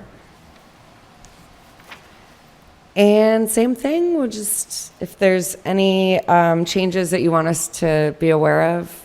Sure. Well, the first thing I thought I'd do is just, I'm sure you're all experts, but I figured I'd just, since I have been learning my department over the last 6 months, I figured I'd share what OPED does, especially because down here it says planning, and I hope most people know, all the counselors know, it's a lot more than planning. Yes. The Office of Planning and Economic Development has a planning section, which is traditional planning and, site plan review and things like that, and supports the planning board. Economic development, which does a wide variety of special initiatives and things like that, also supports, and business assistance, I should say, when business recruitment and attraction and industry support. Also supports the Holyoke Economic Development Industrial Corporation Board, as well as also the Holyoke Redevelopment Authority Board, and the Economic Development staff, which at the moment is the Assistant Director and myself, comprises the staff for both HEDIC and the HRA in the way that the planning staff supplies support for the planning board. In addition, we have the license board staff, which supports the license board, and then Mass in Motion, which is a state grant-funded program that also supports Bicycle and Pedestrian Committee and the Food Policy Council.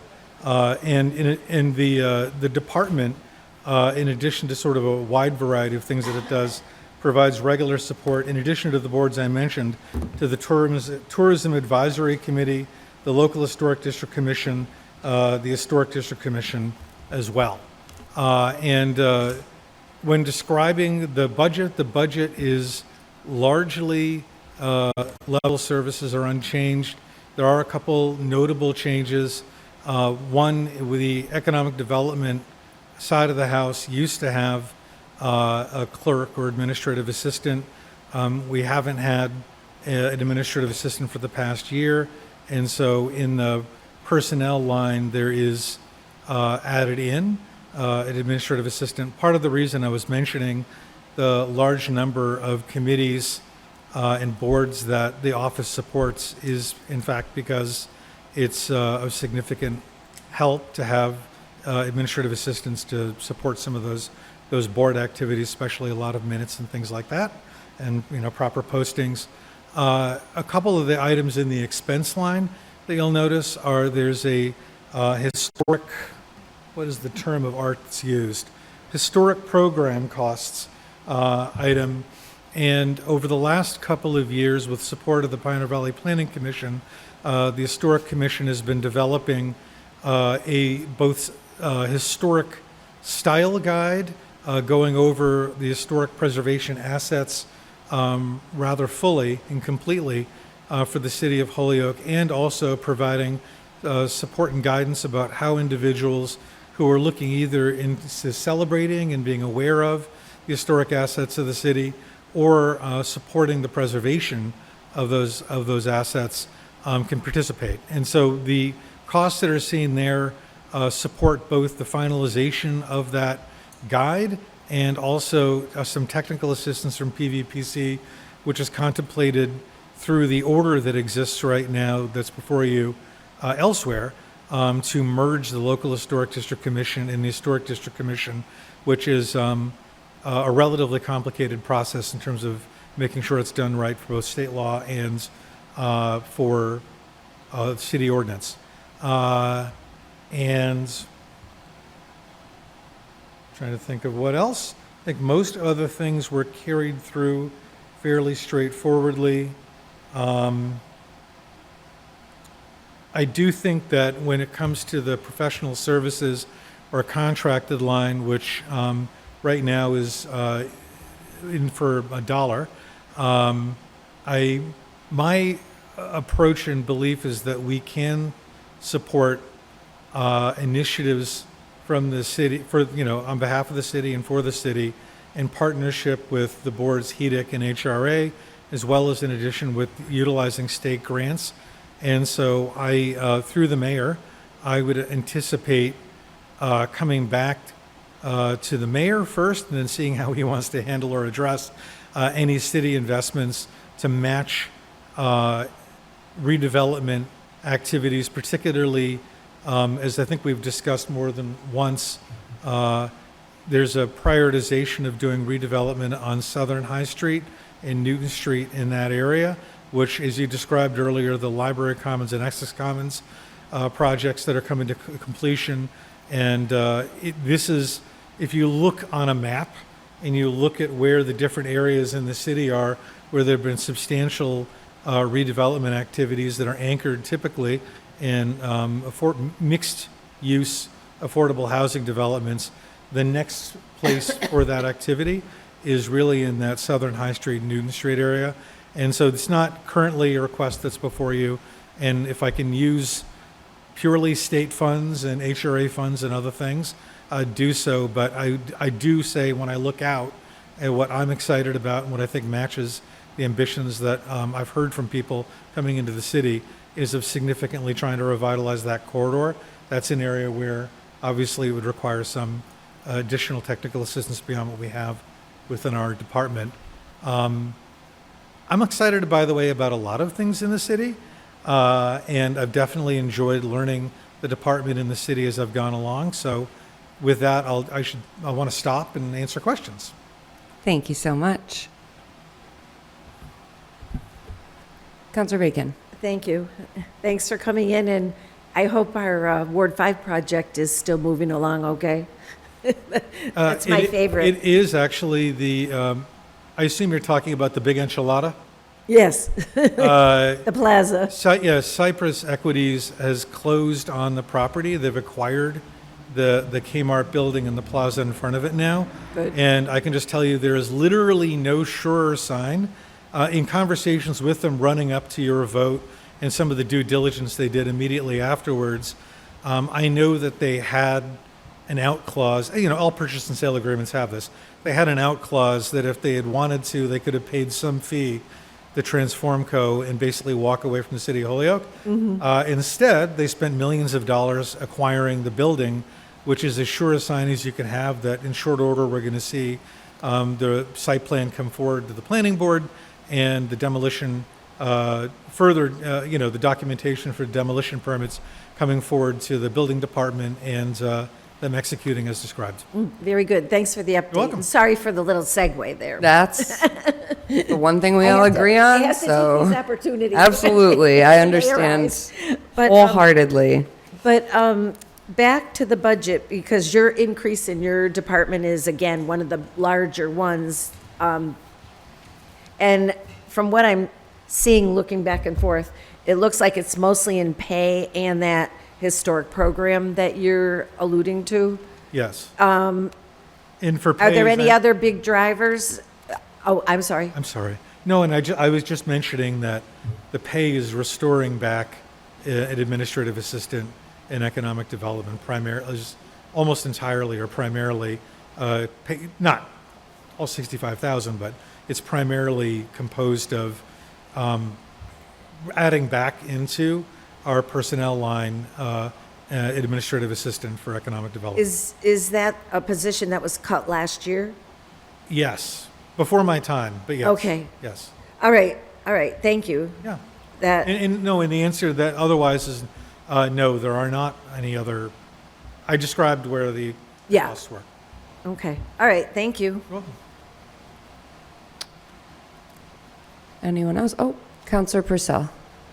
Just a quick comment. I'm going to call Bueno Isano when you call that place the Big Enchilada. They don't need any more competition. Anyone else?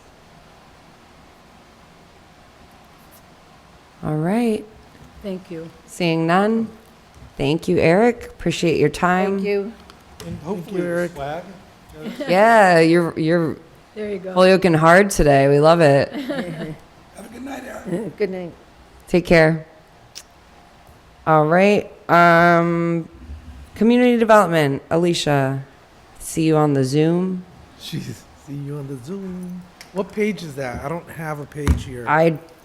It's not usually part of the budget. part of the budget books, and it's, We have a printout?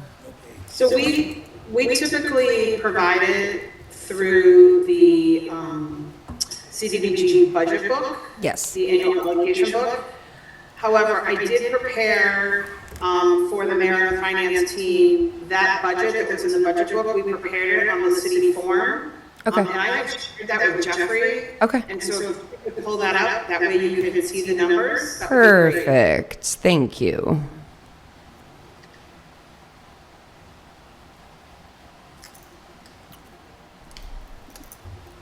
There we go. Awesome. So welcome. Thanks, Alicia, for being here. Thank you for having me. Would you like me to start with a brief overview? Sure. So this is not my first budget rodeo. This is, I don't even know how many budget rodeos so far. So the Office for Community Development is staffed with 3 full-time staff members. We are currently managing our Community Development Block Grant Program, our Community Development Block Grant COVID Program, which will be ending at the end of this month. We're almost fully expended. Our Home Investment Partnership Program, our Home Investment Partnership Program that came to us through the American Rescue Plan Act. We are also managing the ARPA program, the American Rescue Plan Act program that will be closing out in December. And we recently picked up responsibilities for the opioid program. Overall, we're managing about 45 plus million in funds through our office. We have over 100 active contracts. We are about to kick off our FY 2026 season. I should note that we have not received our final allocation from HUD yet. So the budget that you see in front of you is prepared based on last year's allocation. HUD did release the allocations for 2026. There was about a 0.08% increase in the overall allocation. However, we have not received our grant agreements nor our grant letter yet. So until we receive those from HUD, the final budget cannot be prepared. The budget that I presented this year is actually leaner than it was last year. We made some cuts to several specific line items, and that was in lieu of a proposed salary increase to staff. As each year goes by, staff is assuming more and more responsibility for the programs that have been coming to the city. And so this year, starting on July 1st, we'll be launching the contract piece of the opioid program, as well as a significant undertaking with development of housing through our home art program. We're finally feeling like we have enough capacity in the office to get that home art project underway. So I proposed a budget that's about $7,000 less than last year, but again, because I felt like staff has been really stepping up time and time again to manage these grant programs. Just as a sort of a point of comparison, in 2010, the Office for Community Development was managing about $2.6 million in funds. It had an office staff of 6 employees and a total salary allocation of $325,000. What I've been proposing here is, that's laid out on the sheet, is about $5,000 more in salaries than we had in 2010, with half the number of employees and almost 20 times the amount of management funds that's necessary. We are on track to come in under budget this year. I ran a budget analysis earlier today, and we've expended approximately 70% of our annual budget for the period ending June 30th. Any remaining funds in the approved budget will be rolled back into the program for eligible activities. It does not bolster the administrative line items. It must be used for eligible activities under HUD requirements. There is a second worksheet to our budget that outlines what are the sources for these budget line items. We do not receive any funds through the general fund or municipal operations for our department. We are entirely funded for whatever grants and programs we're responsible for managing. So some of those grants in the program have caps on how much funding we can actually use for administration. For instance, CDBG, we can only use up to 20% of the annual allocation towards administration and planning expenses. So of our total budget request, the sources include ARPA funds, CDBG, home ARPA, and opioid settlement funds. So I'm happy to answer any questions about projects, anything that you see on the budget that is not clear. Thank you so much. Appreciate it. Does anyone have any questions?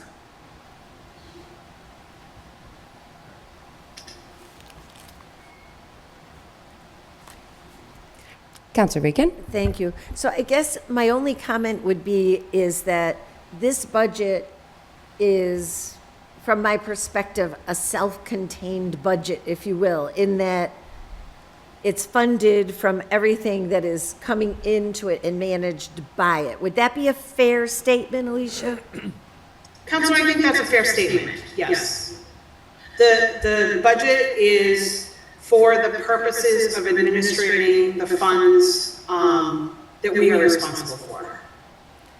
And the only other comment I would add is, I find it interesting because over the years I've seen administrative support positions be cut, then I've seen them be added, then I've seen them be shared, and in certain cases I've seen the managers either use technology or whatever and not depend so much on additional support staff, which appears to be the choice you've made now for the last number of years.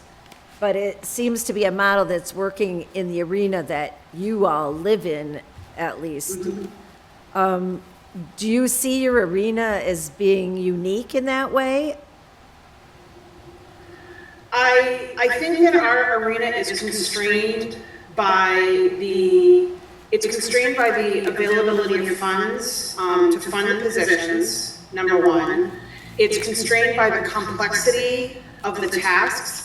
The complexity in 2026 in managing these programs is far greater than it was in 2010, let's say. And so the level of expertise in education and skill set is different today than it was in 2010.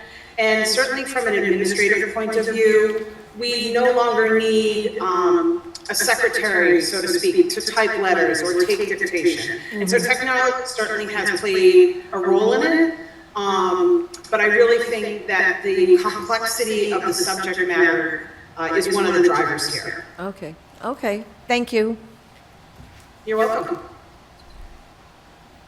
Anyone else? All right. If I could just touch on that question about the opioid funds for the library security, I'm happy to do some further investigation on that. We've had a close working relationship with the AG's office around the use of the funds. We have gotten pushback on the use of funds for any sort of policing.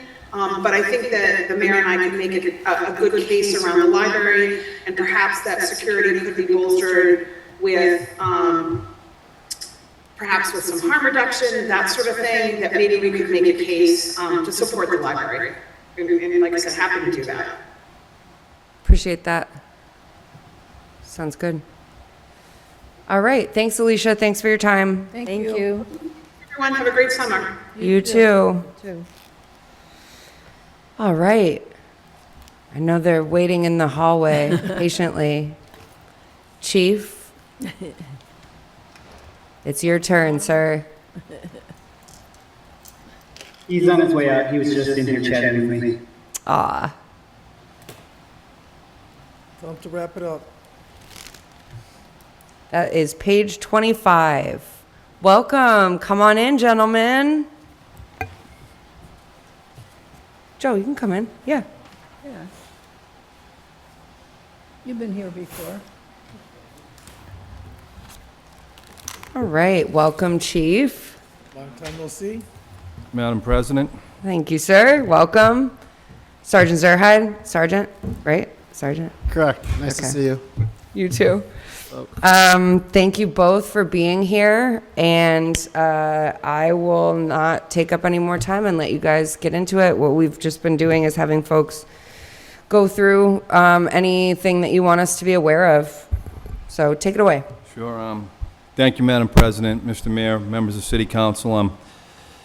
This budget is it's $14,741,161. It's approximately $41,000 less than last year's budget, despite contractual step increases, pending contract settlements, and rising operational costs. I requested funding for 95 patrol officer positions, an increase of 3 positions, consistent with the recommendation from the Holyoke police audit that was done a couple of years ago. Last year's budget funded 92 patrol officers position. This proposed budget represents a reduction of 3 patrol officer positions from the current authorized staffing level. Will be going from 92 officers to 89 officers. That's directly contradicting the audit. The department's currently staffed at 84 patrol officers and anticipates reaching our authorized level of 89, hopefully with the September 2026 Police Academy. I anticipate 3 to 4 patrol officer retirements in January 2027. Due to the reduction in patrol officers' positions, it's going to put me in quite a quagmire because I'm unable to hire replacement candidates to reach the March scheduled police academy, which will put me back about 18 months in hiring police officers. So overtime funding in this budget is reduced from $350,000 in FY26 to $150,000 in FY27, a reduction of $200,000. Data maintenance and technology funding was increased by $50,000 to support critical public safety systems, our software operational technology. Ammunition funding, which has been a hot button thing, it was increased by $20,000 to support annual firearms qualifications and training. Under the current state regulations, officers must qualify twice per year rather than once per year, significantly increasing ammunition cost. I remain, in the Holyoke Police Department remains committed to providing the high level of public safety which we've provided for the last 18 months. Despite these challenges, we'll find a way to get through them, but it's certainly the constraints of staffing is an issue. We never have optimal numbers on the street. We always have minimal numbers on the street. And all you counselors know I'm accessible 24 hours a day, and I try to meet with neighborhood concerns as quickly as possible. It has the potential to cause delay in those type of things. Our arrest numbers, our citation numbers, our handgun seizures, and our quality of life checks were significantly higher in the past 18 months with less bodies. We'll make an effort to do that, but it will certainly be challenging. I have no bodies to have a traffic bureau, which I know is near and dear to the council's heart, but we do the best we can. We'll augment this with grant money. We receive somewhere between $1.2 and $1.6 million in grant money. But in the spirit of full disclosure, the $300,000 that we received that funds our Ray Street officers expires in September, and I'm going to have to assume that position if we want to continue to do that great outreach work, helping people with drug addictions in our community. Those are the highlights of the budget, and I'll certainly take any questions. Thank you, Chief. Councilor Sullivan? Yeah, thank you, Chief. Under the expense line, there's one for professional services that's increased by $50,000. Where are you looking at? It's like Joe. So halfway down expenses. items you have. Hold on, I'm looking on the wrong page, I'm sorry. It's right after print, bind, and microfilm. Sarge, you want to talk about that? Yeah, I mean, it's, over the last 2 years, that would make it almost a $100,000 increase. I'm not seeing it. Well, Let's confirm first, are you in the police? Okay. Yes, I see it too. Can you tell me exactly the Yeah. dollar amount? I make a motion that next year we have a different book.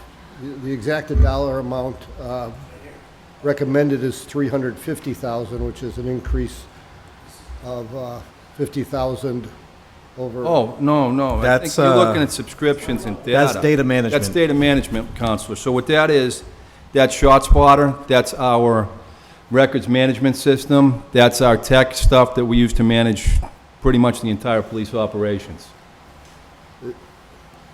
You lost me on that. The book we have here, it says this Yep, professional you service. caught, What is that's one of those I told you about.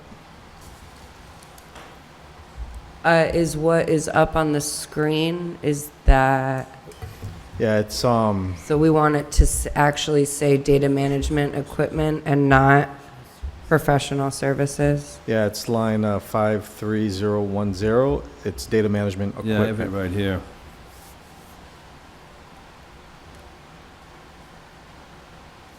Okay. And Chief, I'm sorry, can you say again what that is? I apologize, I was still So- just looking for it. That's our data management, that's our CAD system, that's our records management system, that's our Mark 43, that's our ShotSpotter. That's some of the, that's our Blue Voice, which is our AI technology that we're coming up with. It's it's pretty much every electronic data subscription, because in the trend in policing, like everywhere else, is everything is becoming subscription-based, so we're not buying a lot of hardware, we're paying for subscriptions. Did you want, I guess it just brings back the same frustration as we're closing in on having to make cuts, and we're working from a book that doesn't reflect. That's all. yep. All right, I had Counselor Bacon. Thanks. So on the data management, I remember we had a deep discussion on this when the renewal came up for the ShotSpotter contract. And that's what I believe we're seeing largely reflected here. Yeah, and also, Counselor, we have a system called Mark 43, is what we write our reports on. It collects all of our information, and it's, we pay around $120,000 a year for that. So there's the old days you'd get IMC and you wouldn't have to pay, but these things are constantly evolving, they're constantly updating, so. Well, it's just- and we found that with the Munis too. Yeah, We've yeah. been on the city side with the Munis modules, that's gone up a lot too. Mhm. So it's the world we're living in. Yeah. AI. Dare I say that? Excuse me? I said AI. Yeah. Dare I say that? But, so I appreciate that line, why it's the way it is. Thank you. And my other question is, now, years ago, we were informed that there was a certain number of positions that had to be budgeted in the police department. And there was a number, and I don't remember exactly what it was, but I know it was not in the 80s. It was 90-something. But at the time, we were told that that was sort of a number that had to be there. I don't know if it was by ordinance or something in the state. Do we have any background history on that through the chief or the mayor? Because I just have a memory of it, and I don't know what the source specifically of it was. So I know that charter identifies a number, an up to number that should be funded, and we've never been at that number. And so the only thing I could think of is in the previous budgets, like for example, this current fiscal year, we budgeted 92. There was only 88 positions that had actual bodies in them.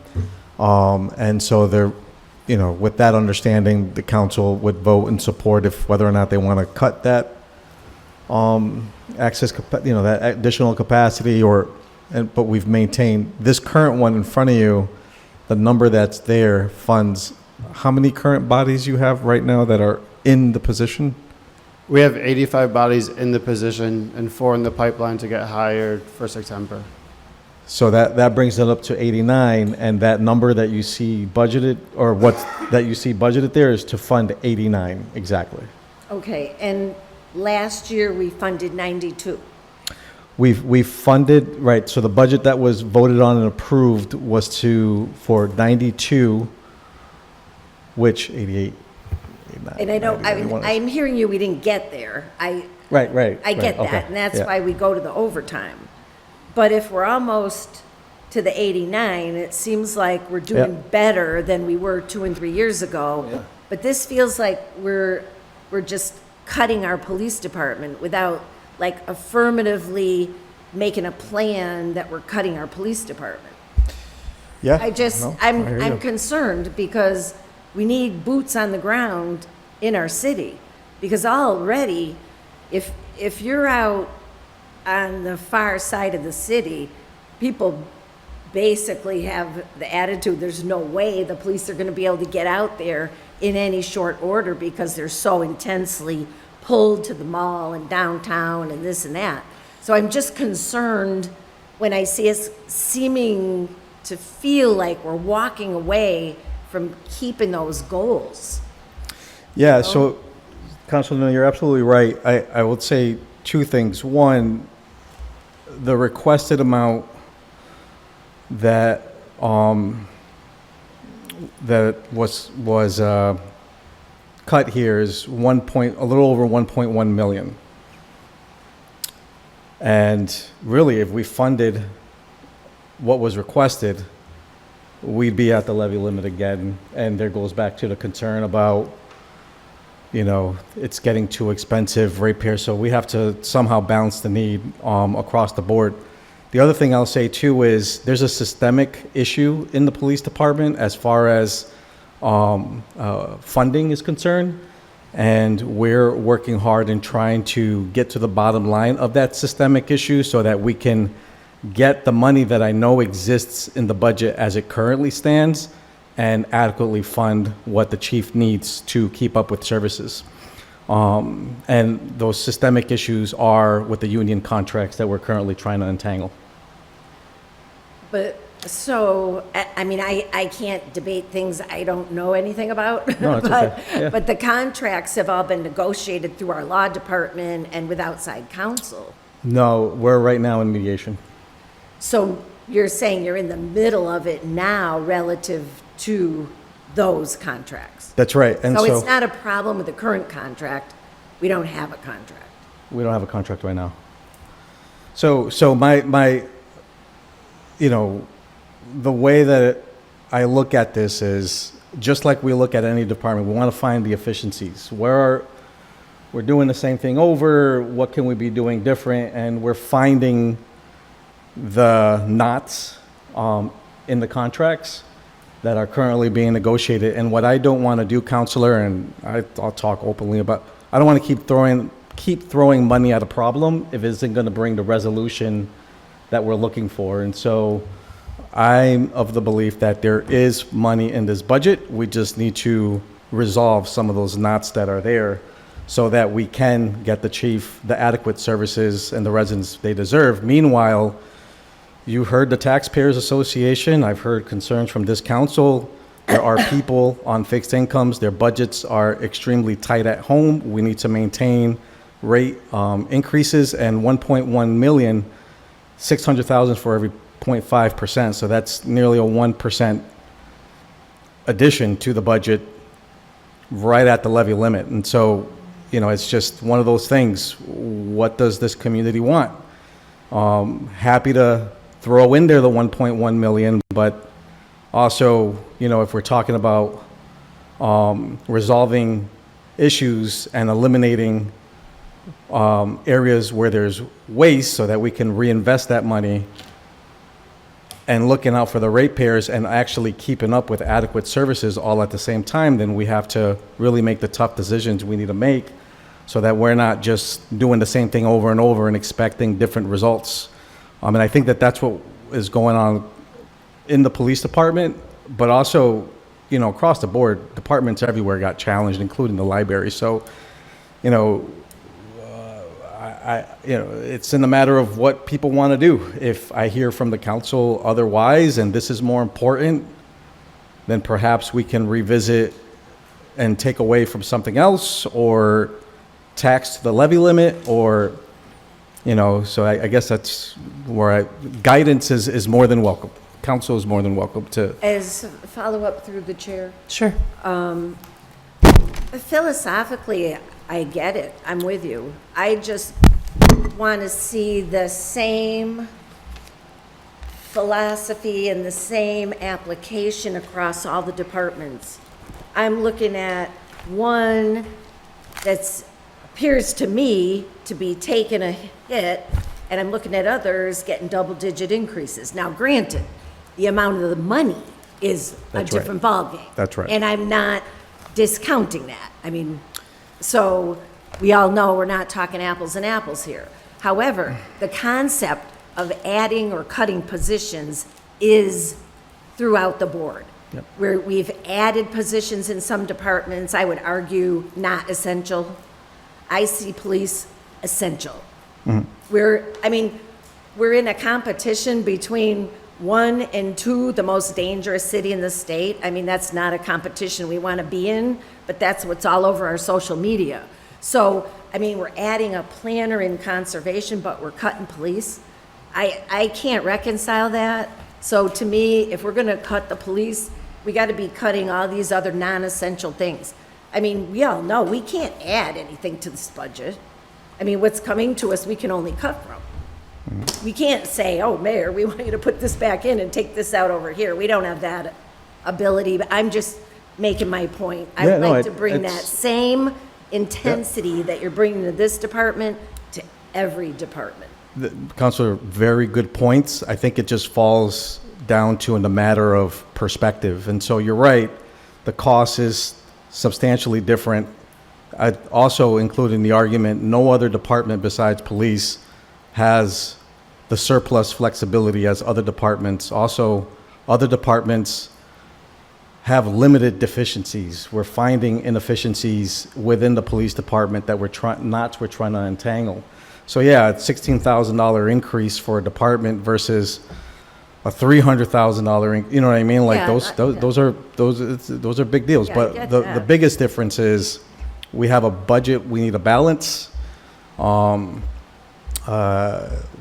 Being mindful on the costs of ratepayers, and also, the budget really, my position is it's an all hands on deck, and I don't feel like all hands are on deck at PD. And so, these are real concerns that you're talking about, and I share those concerns, no different than I share the real concerns that are happening across the board with other departments within the existing reality of what's happening to the economies across the Commonwealth when cities and towns are dealing with their budget. So my job is to offer you a balanced budget, try to limit increases as much as possible, but challenge departments to be as flexible and partner with the city when it comes to coming around and agreeing to some real systemic changes, so that we're not,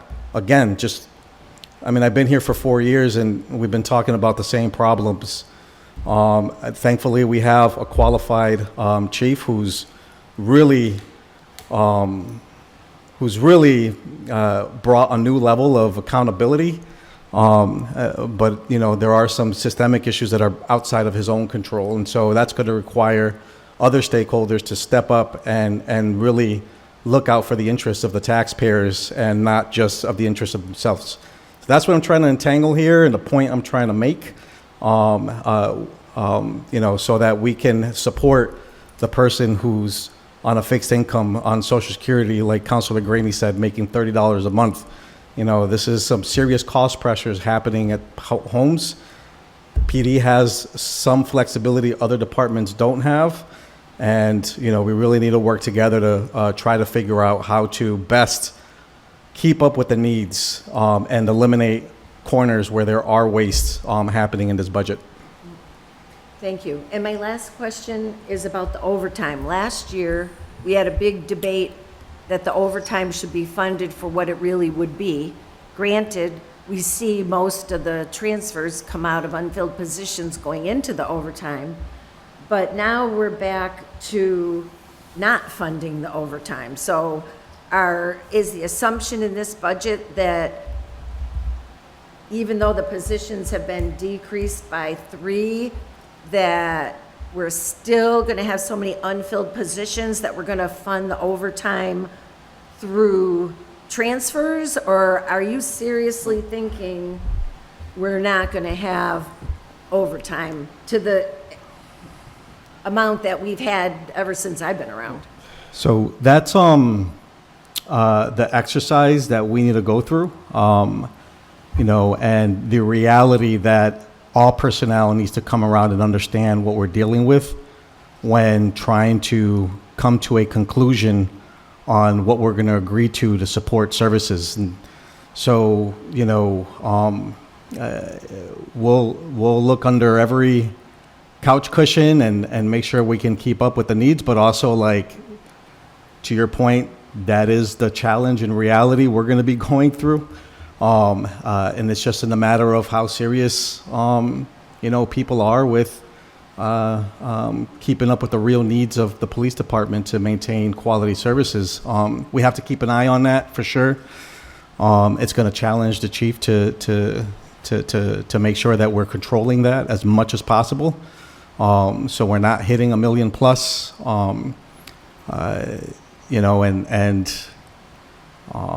when the time comes, we'll be having a different conversation coming to calendar year end and have a closer look on how overtime is being spent, how salaries are being maintained before the tax rate is set, so we can move things around and make sure we're not leaving the chief in a situation that is going to bring liability to the community.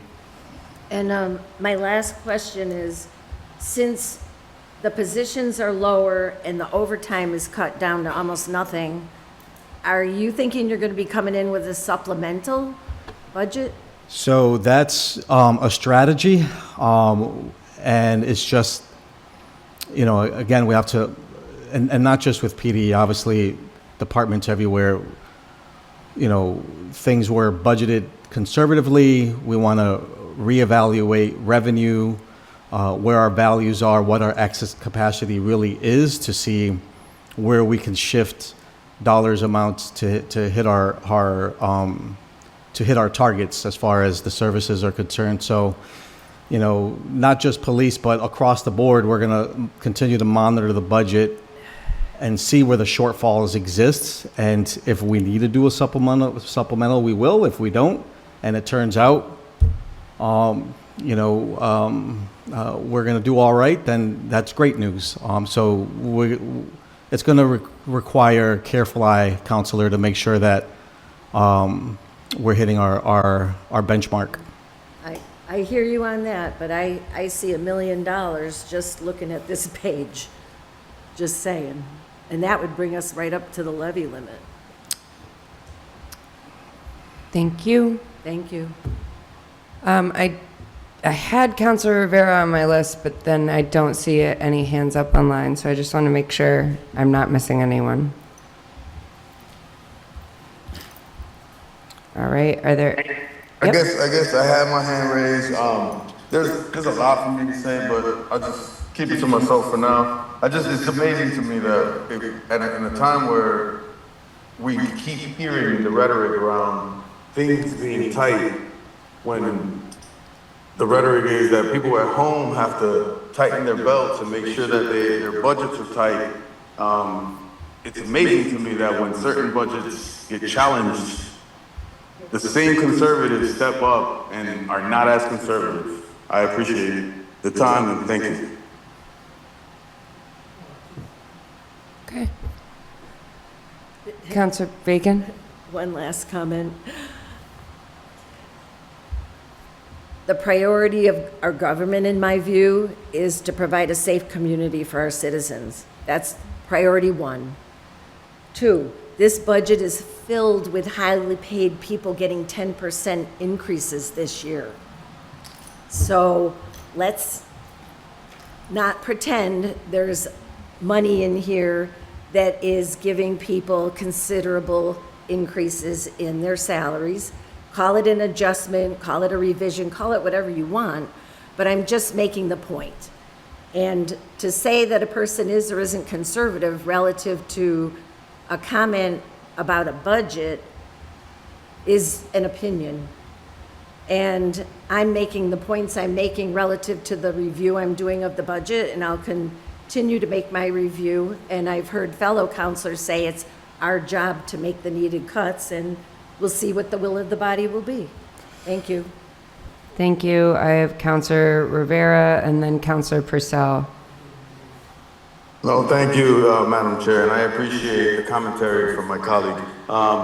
It is my opinion, and I respect your opinion through the chair.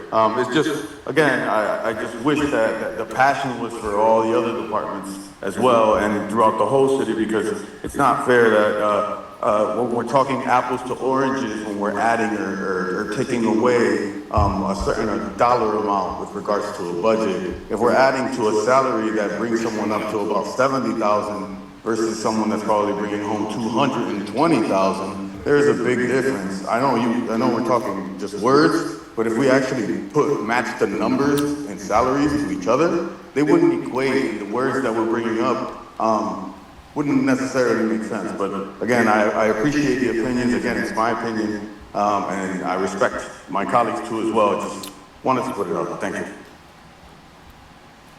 Thank you.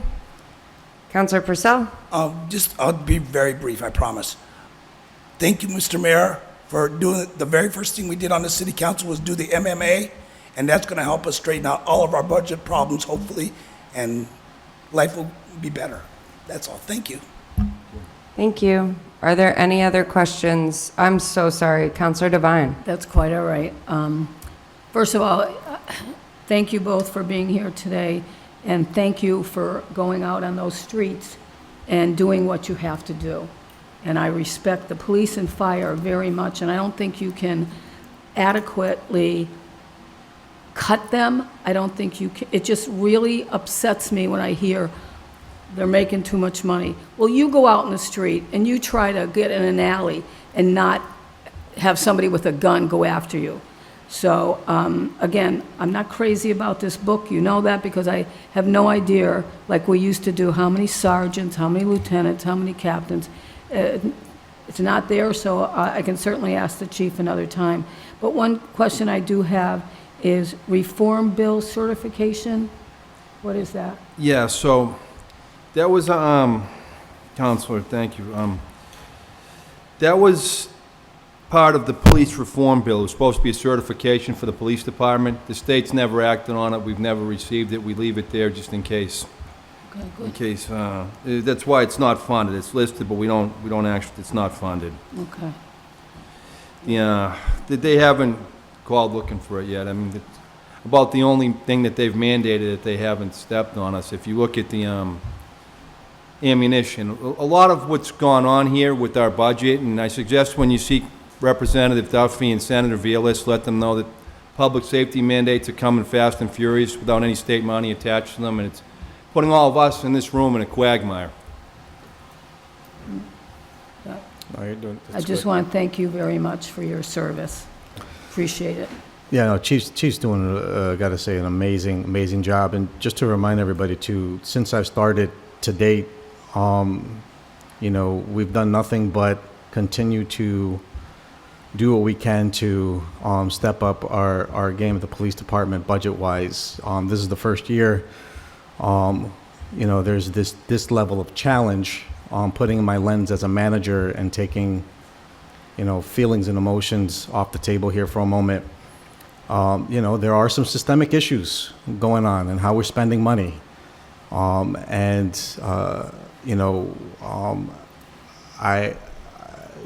We're doing a lot in trying to navigate those issues respectfully and the right way, and and also be very mindful in concerns around rising costs for taxpayers. It's not an easy position for me to be in, nor do I get paid nowhere near enough to deal with the stuff that I got to deal with. Never mind an individual, other folks. Everyone's doing their part and working hard, and so that's why we're doing a lot of the work that we're doing to improve to leverage every dollar available, reduce areas where there's waste so we can reinvest that money into things that matter.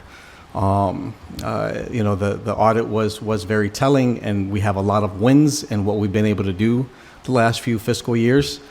And we're currently gonna, it's not too far from now where we can see a cliff just like South Hadley did, just like East Hampton did. Let's not believe that can never happen here in the city of Holyoke, right? And so at that point, never mind eliminating open positions, we'll probably be laying people off, right? Actual bodies, which I'm working really hard not to do at all. And that's hard. It's all in the matter of perspective. I'm very aware of the debates that are going to happen outside of this chambers and out in the community on what the mayor did and, this versus that, but also like in the lens of management within our current environment, that's the position that I'm in right now, and asking all stakeholders to really put our personal benefits to the side and start focusing on what matters here, and that's services for the community. I don't think that's widely shared with every person in the department, and that's what we're doing to untangle some knots to make sure that the people are getting what they rightfully deserve. And just one more comment. The federal government certainly isn't helping cities and towns, for sure. Thanks. All right, well, as someone who was laid off this year and still doesn't have a job, 10 out of 10 would not recommend it. Thank you all for your thoughts. I'm not seeing any other. Chief, would you like to?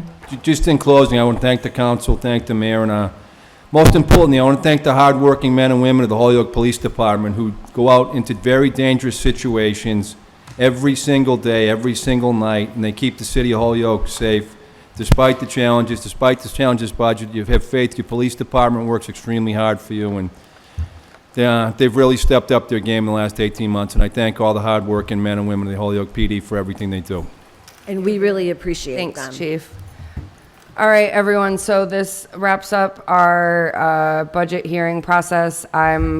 Before we call it a day, I'm going to encourage that everyone reach out to the mayor. Mayor, I'm going to ask if it's possible, if there's a way, I don't know, to let us know if there's any other mistakes in the book that we're looking at, or if it's your advice that everyone should look at the other document. I'll defer to you on that, but my understanding is that when we vote on this, and I'm going to send out a communication to everyone because I recognize this is our first time voting on this format, we're going to be looking at certain pages. So I just want to make sure that we're, like, if there's other errors, they're identified, folks are aware, that would be great, helpful. But I encourage, if you are a city councilor and you're still listening, please reach out to a department head if you have a question. Like, the phone works, and you totally should do that. And if you didn't get any of your questions answered, or if there's anything in the budget, just pick up the phone, call the department head, call the mayor. And thank you, everyone, for that. We will vote on the budget on June 24th, and have a good night. Yes? Well, sorry. I just had Yeah. a clarifying question on process when we get to the budget cuts. Yep. Because it's hard to go between the book and the backup. Yep. And it looks like you can't even tell what the positions are. Yep. So it's almost like we would just have to ask for a percentage or a dollar amount, but not Yes. a position. Yes. Is that? That's correct. Okay. Yes. All right. Yeah. Thank you. That's pretty much what my memo will say. I'm going to try to break it down, and I'll do like screenshots or something. Yeah. All right. Thanks, everyone. Good night.